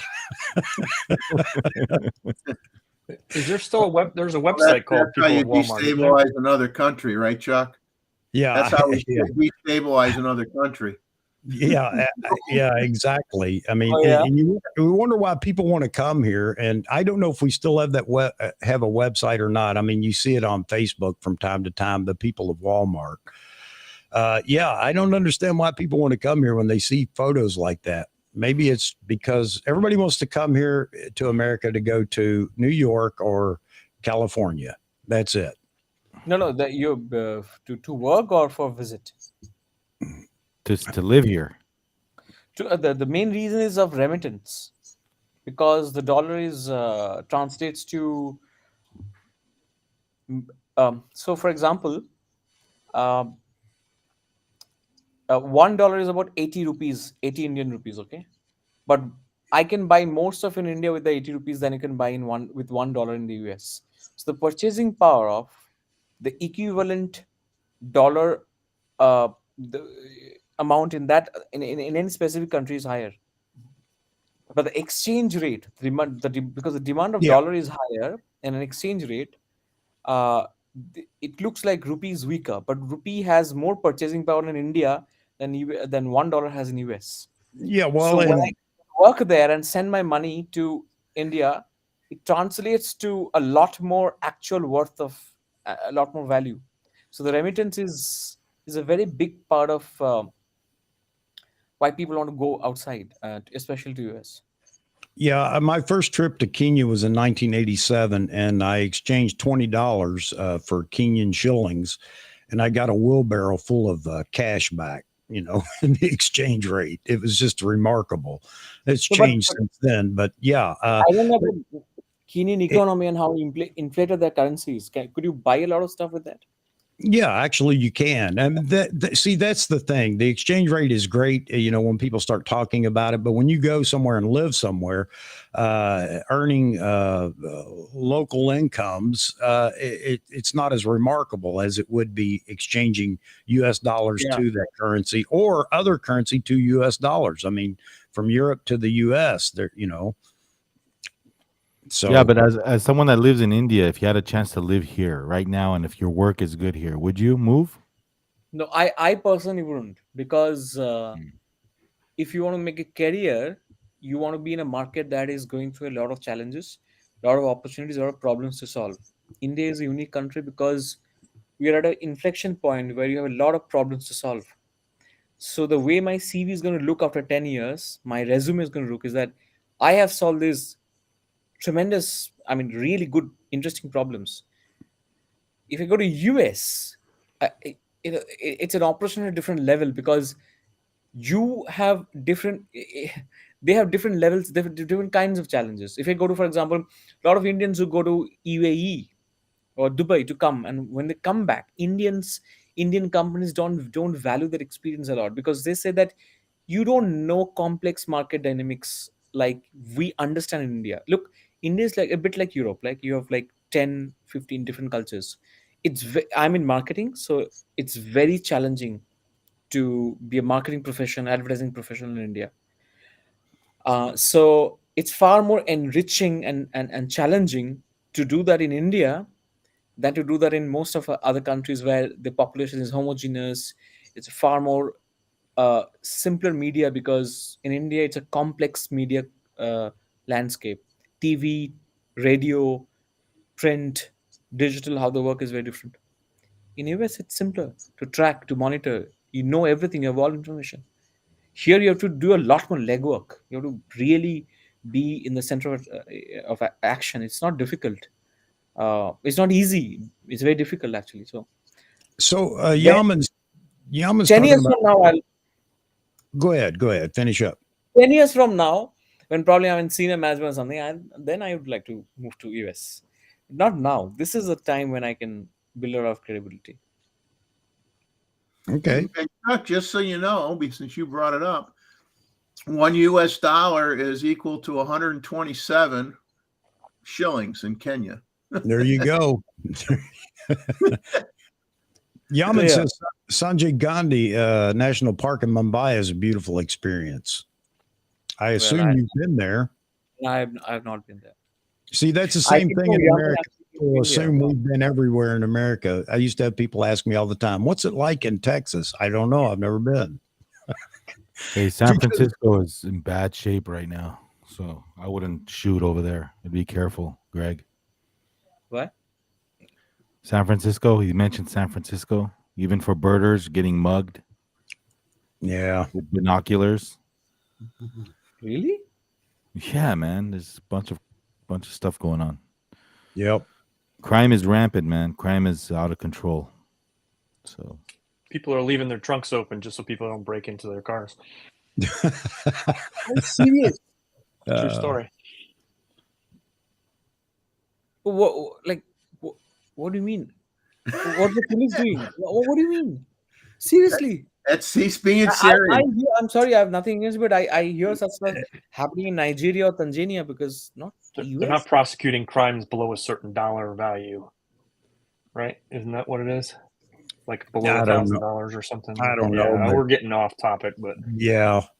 I tried to skip past all that because there's a lot of controversy in all the comments, or not comments, but in all the stuff that's going on, and it just derails us real quick to go into politics and everything else. Where nobody came here for all that. So no, but I'm curious. So if you are a photographer, like, do you insure your gear? What do you do? Like, when you what? If you're be a photographer, careful. That's it. Just be careful. Go with people. Go in groups. Don't go by yourself. Go with groups of people.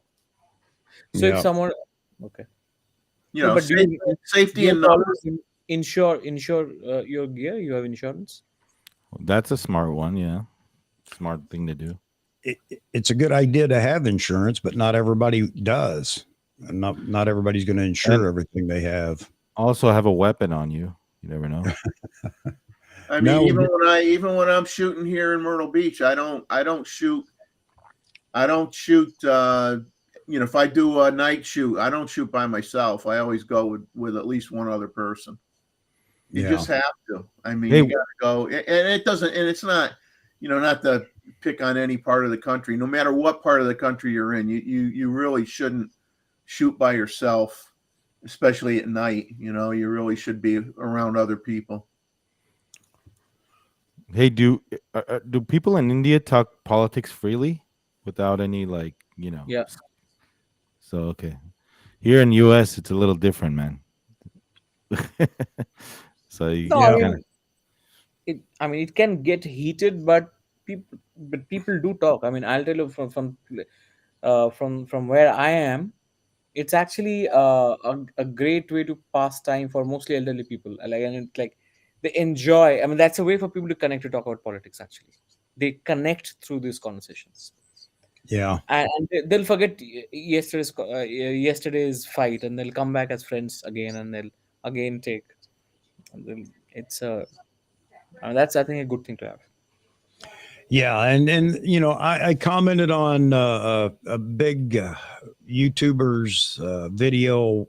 This has been a few years ago, where he decided to jump into politics in one of his videos. And you know what? I am all about politics and everything else, and I'm willing to sit down and have conversations and everything else. But the one thing I didn't want on his channel was politics. I went there to talk about or to listen to photography and everything else. And that's why I tend to I will shy away from all those conversations, because there is no calm and easy discussion about politics in America anymore. We are so polarized here that it just turns into shouting matches and accusations and blah, blah, blah. I have my opinions, and I'm sure everybody else does, but that's just not something I'm going to do here on the channel. It's sticking to photography and everything else but that. That's not, I mean, that's So like. how about that Z30? Jet Photo trying to change the subject here, which is a good idea. Yep. He says, I'm trading my XH2 and 50 to 140 2.8 for a Z7 and a 70 to 200 2.8 VR2. Wow.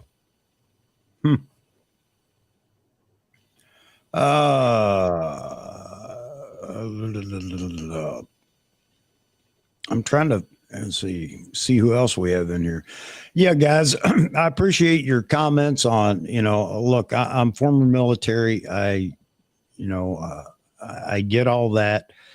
And again, I guess if I wanted to start a political show, I could probably have 50,000 subscribers, because as you may have ascertained, I'm very,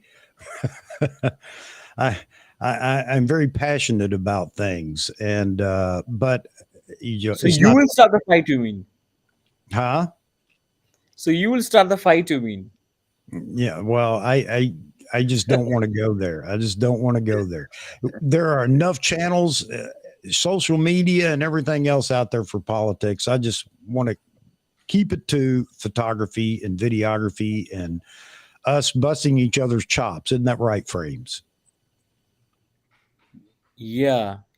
So I was reading Nancy's. I bet the consequences of shoplifting are tougher in India. Yeah, they'll probably chase you down if you try. I mean, they would do what?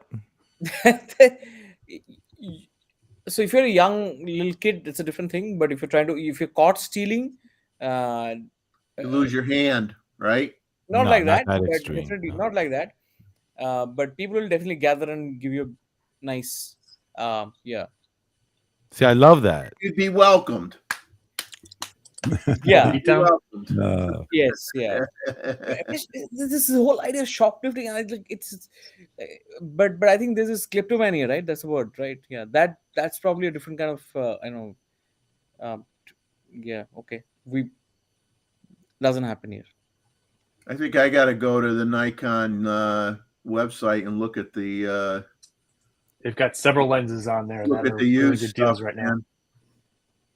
Yeah, there's a lot going on, it seems like, over there.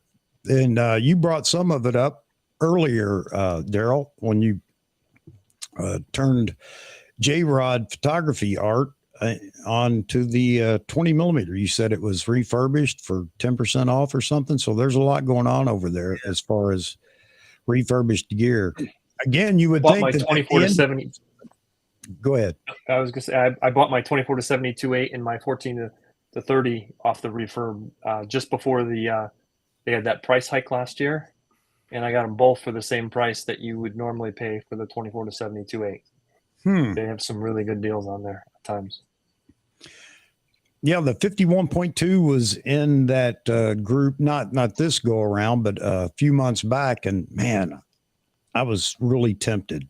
I'm glad I didn't. I waited for the 85 and got what I actually wanted. Just So say there's one more this- thing. Just say one more thing about it, because Joe Stroud said something funny. Yeah. You're right. I mean, political channels on YouTube are very popular. Yeah. They do well. You're talking about politics. Woo! We're talking hundreds of millions of subscribers. And we're talking politics on one side or the other. There is no channel that does, a happy chat about politics. No, there's no such thing as a happy chat. No, Nope. no. Finance does good on YouTube too. Finance. So In there's- life in general, I avoid two topics: religion and politics. And then you're a happy person if you if you do not talk about those two things. Yep. So there's this channel called Russ and Laws Productions. Okay, so I think his name is Russ.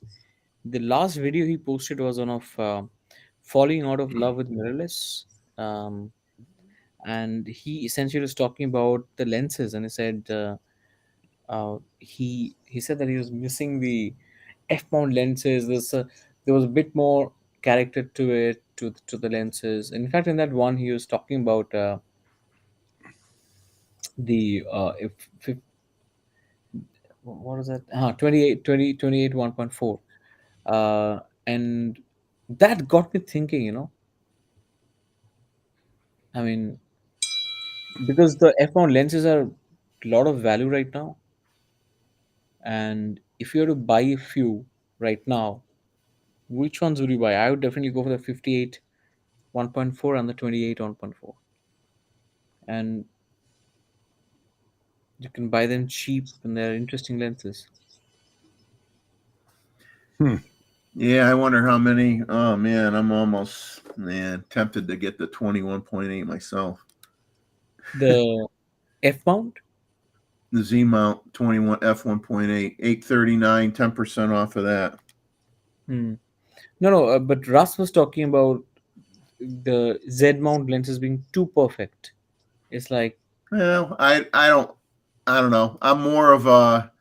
I guess I'm more of a someone who tends to like sharp photos. I mean, well, put it this way: if you're shooting wildlife, they'll always say the thing with wildlife is you're always, if you don't get the eye sharp, if the eye is sharp, the rest, any part of the rest of the image can be soft, but the eye has to be sharp. So for me, it's critical to have a lens that is a sharp lens, because when you're focusing on birds' eyes, you want it to be tack sharp, because the eyes are so incredible. You don't want to lose any detail from those eyes. So, but like I can see it in portraiture where you don't want it to be that quite as sharp. It doesn't need to be, and you may not want it to be quite as sharp. But it depends on your genre of photography. I think has a lot to do with that too. But I think all the S series Z lenses tend to be critically sharp, edge to edge on pretty much every lens they make, and some people just don't like that. Hey guys, here's one of the things that makes this community so great. And if anybody can help out, drunk wedding photographer asking for recommendations, who to send gray market Nikon D lenses for service. Yeah, I don't have a recommendation, but either you guys in the panel may, or somebody out there in the chat may. And if somebody's out there just watching and you really don't want to jump in the chat or whatever, I'd appreciate it if you might be able to answer this question, because that's what we do here. That's one of the things we do here is try to help each other out. So try your local camera shops. They usually, some of them service lenses like that, if they're still around. Yeah. Yeah, I don't have a recommendation. Go I ahead. thought Nikon Bill. switched gears on that a while ago and started servicing gray market. Did they not? Maybe I heard that wrong. I don't know. I always heard that they wouldn't even service out of guarantee or whatever. It seems like they would service any Nikon lens regardless of where it was purchased, as long as you're paying for it. But is that true that they wouldn't? I don't know. They didn't for a long time, but I thought they had shifted gears, but I could be wrong. And that would be Nikon USA then. That was they won't do warranty repairs, but I think they'll do a repair if you're paying for it. Correct. Yeah. Okay. Well, I don't have an answer to that. I haven't had any gray market lenses or anything. And actually, I've only sent one lens back to Nikon for repair, and that was the 14 to 24 2.8G lens, because the ear on the lens hood, the built-in lens hood, for those that know that lens, broke, and it just aggravated me. So I sent it back and thinking, well, I'll get this replaced. Yeah, $500 later, I got it replaced. Because it wasn't a removable lens hood. Frank's still here. You could get the Z35 1.8 for $567. I already have the lens, and but that's a crazy price. what I'm actually looking for is a good price on the Sony 35 1.4. And adapt it to the Z8 when it comes out. It's going to be a good combination. This is good too. I mean, people that are talking about they're looking for lenses. So if anybody out there has a lens, you might want to get in contact with these people if it's something that you're willing to part with or wanting to part with. Thought about doing that too on the channel. I don't know if I really want to get into that, doing a kind of a swap meet stream sometimes. But then again, I don't know if I want to get into that mess, and somebody says, hey, I bought this from Joe Blow on your stream, and he hadn't sent me anything. I sent him money, blah, blah, blah. I don't know if I want to get into all that, but if you see somebody looking for something and you have it and you want to part with it, maybe you would like to get in contact with them. Frames has to run. Yeah, I kind of do too, I think. Run to bed. Yeah, it's about that time, isn't it? I hadn't even paid attention. All right. About that time. Well, Frames, I appreciate you being in here, jumping in here with us. You accepted the invitation, and that's wonderful. It's always fun having you here. You are lively, my friend, and that's great. Thank you. I also want to you, and one day I'd like to kind of why don't you do an intro for my channel with your this voice and this accent? I find it so fascinating. I've heard, I've only heard Western. What are they called? Those guys. Western movies. Cowboys. Yeah, Cowboys. yeah, cowboys. Yeah. Well, Use that. you know what? I may do that for you just to have fun. I may send you something to Yeah, please introduce send your me. channel. It I will be can't so cool. imagine that you would want that, but yeah, I may have to do something like that. Yeah, and probably next Wednesday, I'm gonna come and meet you on your show. Okay, all right. Again, Because Frank. the rest of the world calls it Wednesday or Sunday. You call it Sunday. Yep. Rhymes with Andy. Okay. But This is why I love you, Frames. This is why I love you, man. Going down the rabbit hole. Here we go. Woo. And I love the fact that you're passionate. So that's great. I also want to thank Daryl. Daryl's first time on the stream, and let everybody know again, we've still got 66 people in here watching. Everybody's welcome to come on the channel, be on the panel, and be as passionate as we are. So that offer remains. The information's always in the thumbnail and in the description. So by all means, if you'd like to join, do it. Has it been a terrible experience, Daryl? I was horrible. I'm never coming back again. There you go. There you I go. want to know how many Nikon products you have to wear a Nikon-aholic shirt. Is there like I a actually have minimum? it made for me. Oh, There okay. you go. This is All not an right. off-the-shelf shirt. Oh, I didn't know if there was like a minimum level of gear to get a shirt like No, You may have a I- bunch of people that want one now. that. Yeah. That's a I cool used to shirt. go to there used to be the camera club that I'm involved in is part of a bigger group called NECC, New England Camera Club Council, and they used Okay. to have a weekend thing up in UMass Amherst every year, and the camera manufacturers would be there. And I wore this one year, and the Nikon rep actually took a picture of me with the shirt because he had never seen it before. He wanted to Oh, send it man. back to his bosses. Is there a cure for that shirt though? I mean, if you're a Nikon-aholic, you have to go like the therapy or something? The next up is having two Nikon banners on your back of your wall. That's the next step up. Okay. Touche. You got me. All right. Oh man.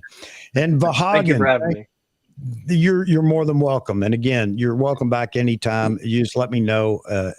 Drop it in the chat. Send me an email before a show or whatever, and I'll make sure I get the link to you. And Vahagan took time out of his busy day. As you guys know, Vahagan's been dropping some content lately.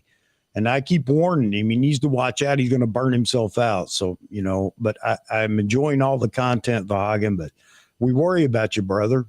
No, I'm good. I slowed down a little bit. Still Okay. got the lives on Tuesday You're going to be Yeah. known as the man who never sleeps. and videos maybe once or twice a week. But we got a big one this Tuesday at 11 a.m. with Steve Perry. There Live. you go. Oh wow! So that's going to be a lot of fun. No doubt about it. Steve Perry, man, a very respected individual when it comes to reviews of cameras and lenses, and not just Nikon, by the way. Is some of you may not know, but over the last few months, he's done reviews on the A1 and the Sony A1, and didn't he do the Canon R5 as well? So just so you guys know. For those of you who It's don't nice to know, see Nikon acknowledging them too. yeah. Giving them lenses early on. For those of you who don't know, it's Vahography Talk on Tuesdays, 11 a.m. Pacific Standard Time. Live stream. All right. There you go. Absolutely. Everybody tune in. I know you will. And Edward Phillips says, relax. I can wait longer for the knock files. I was waiting almost 1.5 years for a Z8. So a lot of people have been asking you about that. And I know you said you're going to do some more knocked files, but everybody seemed to enjoy those videos, Vahagan. You know what? So I'm stuck on 3549. I want one subscriber from whoever is online here. I want to just cross over to 3550. There you go. Write your name there. I guess I Subscribe should. to Frames. I guess I should subscribe to your channel then, huh?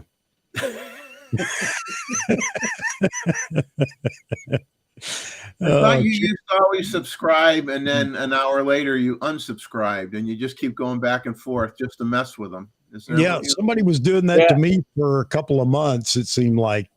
I think it was fun. It was fun anyway. And Jeffrey, man, my sidekick, always here all the time. So all these people, folks that are on the panel, I wish you'd go check out their channels if they have a channel, which Jeffrey does, Selective Imagery, and give him a like and definitely subscribe if you haven't. Again, subscriptions are free. Believe it or not, they are. You don't get a bill at the end of the month. You don't have to feed it, water it, or anything. So please go and check out these channels and drop a subscription. And somebody make sure that Frames gets to over the 50 mark, please. And I know that there's somebody in here that hasn't subscribed. Amazing how I know he can be angry, seem to be angry, but he's not. He's just passionate. So go ahead, Frames.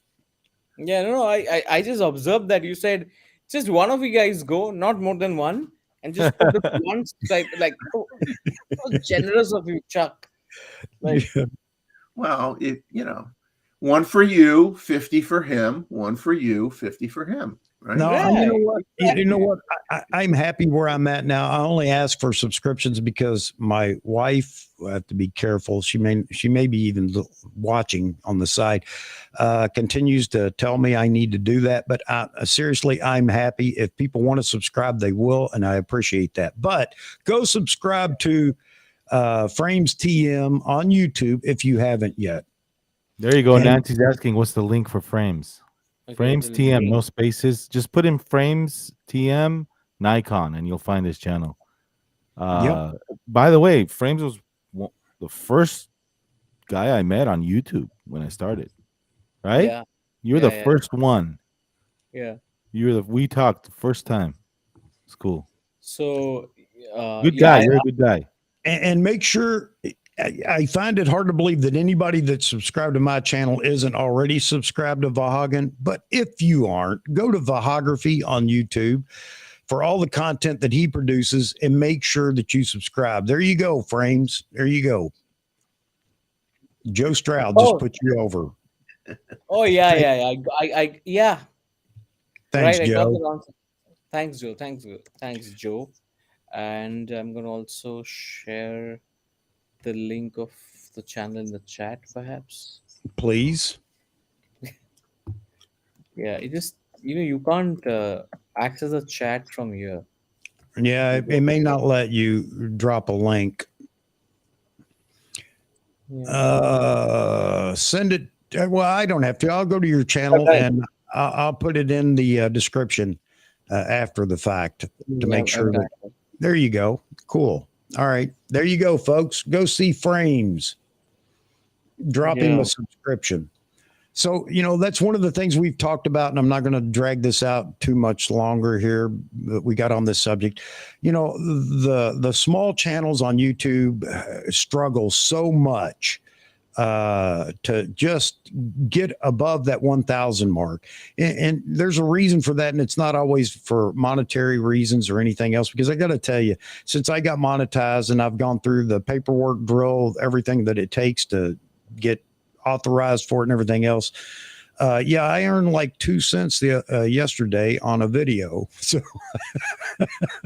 you're not going to get rich unless you're somebody like Vahagan or Frames, who are very popular and their videos are being watched over and over. Yeah, I'm very popular at 3,000 and 3 point. Yeah, correct. Yes, right. Like, yeah, I've noticed today you're in a different mood. You're really busting my chops. I'm going to come back to your channel very soon. Now that you know what chops really mean. Yes. All right. Yeah. All right. You know, chops are chops. Thanks. Chops. Yeah. But I'm going to come back only for this too. Absolutely. That was my intent. All right. I'm just, because I'm from India, I'm respectful to age. That's all. But I'm used to that. I am used to that, actually, from traveling, because you're absolutely right. Age has its place of respect, no doubt about it. And I got a lot of respect. Now claims it. Yes, of course. Undue respect, mind you, but I got a lot of respect overseas.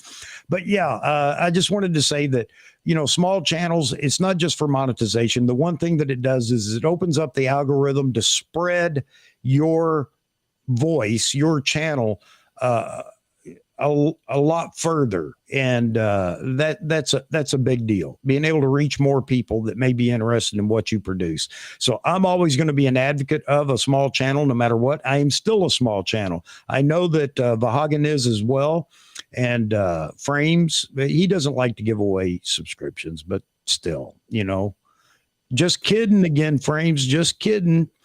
But definitely, Daryl, you don't have a channel yet, do you? I said, yeah. No, and I have no plans for it. All right. I do photography, and that's enough. Video is out of my league. No way. He's the smartest guy on this panel. And while we're at it, J-Rod, go to J-Rod Photo Art as well, please. And, I'll beg for other people's subscriptions before I will my own. So seriously, skip me if you're running out of subscriptions and go to J-Rod Photo Art, subscribe. Go to Selective Imagery and subscribe. Go to Frames TM and subscribe. And by all means, go to Vahography and subscribe, guys. Seriously. Let's take care of each other. If we like our community, let's help out those that also contribute to the community. With that said, anybody got any last bit of information they want to pass before we close this out? Yeah, I do. Nancy, thanks for the subscribe, and for Nancy, it was who? Yeah, Joe and Nancy. Nancy as well. thanks, Joe and Nancy. And I don't know how does Yamin know Hindi? So please, maybe one day if you just let me know how do you it's. You've been to Bombay, Mumbai. It's like I thought you were from Middle East, and then I realized you're probably from Japan. I'm totally confused. No, Yaman's from the Dubai. No, he's in UAE. I think I can't remember where you're at, Yaman. I know you've traveled a little bit too. Look at the letters on his it's like Japanese or something like that. Yeah. So I'm confused. Yaman's Mr. International. So yeah. Okay. All right. So there's so many other channels, and I need to get back to doing Lebanese this. And he loves in Dubai. He's Lebanese in Dubai. There you go. Yeah. Okay. Hey Chuck, thanks for having me. Thanks, guys. Thanks to the thank panel. you for being here, Vahagan. And thanks to everyone in the chat. Hit that thumbs up button, and we'll see you soon. All right, folks. Let me get out of here. Thanks again to everybody. And by the way, I've got to stop you. Sorry. Just screech to your halt. Yeah, great. Thanks. Fantastic. This is for Daryl, and what a reticent guy. Speaks with his smiles a lot. That's fantastic. But I'd like to really see you come back a little bit more. I mean, do join this chat. Even if I'm not joining, do come and join, because it seems like you have a lot to share. I mean, anyone who says I just like to do photography, I don't care about YouTube or video, that person is someone to befriend, because he's got a lot of real stuff going on with photography. So please do come. Thank you. Yeah, I mean, YouTube is not for everybody. Trust me. People just want to come here, watch a video. It's not for everyone. It's a lot of work, number one. Not. Number two. Absolutely not. Vagan doesn't want a competition. What are you talking about? I'm the opposite of that. No, busting your chops. Oh, okay. Oh, yeah. There you go. I'm the opposite of that, man. I'm actually you know what I do sometimes. Hey, Brad, thank you very much. And you're going to have to join us on the panel as well, brother. Everybody's welcome to join at some point or another. So go ahead, Vahagan. I see you holding Is that an illuminated nightstick so you can see the person before you hit them? Smash me with that. Star Wars. All right. All right, folks. Again, thank you very much. Let me wrap it up or I'll never get out of here because it's so difficult. It's so hard to say goodbye when we're having so much fun. But people that typically come in here thinking, well, I'll hang around for an hour. And here we are at almost 4 hours later, 3.5 hours. So But again, thank you very much. Go? What? You seriously want to leave and close the show right now? No, I don't want to, but you have to be somewhere else. yeah, I do actually. I have to be somewhere at 4:30. This is a little bit early for that engagement, but yep, I have to get ready to go. I got to take care of, I got to make sure that I give mama her due time as well. My bride allows me to do this. So I have to be. Just give us 10 more minutes. 10 minutes. You're on the clock. Let me see. I actually do have to be. I just wanted to bother you. I just run. Oh, you're busting my chops. Yeah, absolutely. Now he likes that saying now. He's going to use that on his channel. That's cool. I want to hear you say it on your channel and tell somebody, I'm just busting your chops. It's going to sweep across India. It's going to sweep across India now. That's it. Yeah. Busting your chops. All right, Frames. You know you're welcome all the time. And I did bust your chops several times for you not showing up, but I appreciate it. You showed up and I appreciate you being here. You always make for a very good, lively discussion. And I'll tell you, somebody else, Photo Discourse, Baron, Photo Discourse. Again, go check out his channel. I love it when Baron's in the chat too, or in the panel too, because he provides a lot of information. Plus, he keeps the discussion lively because he's not afraid to share his opinions, and everybody should be that way. Everybody should be able to share their opinions. All right, enough babbling. Long goodbyes. Everybody in the chat, thank you very, very much. I appreciate everybody being here. We will see you again Saturday night, and I have no idea who will be on the panel, but again, we'll have to wait and see. But Saturday night, 9 p.m. Eastern time for AP Studios, Chuck Talks. Keep on rocking. Everybody have a wonderful rest of the week. Talk to everybody later. Bye-bye.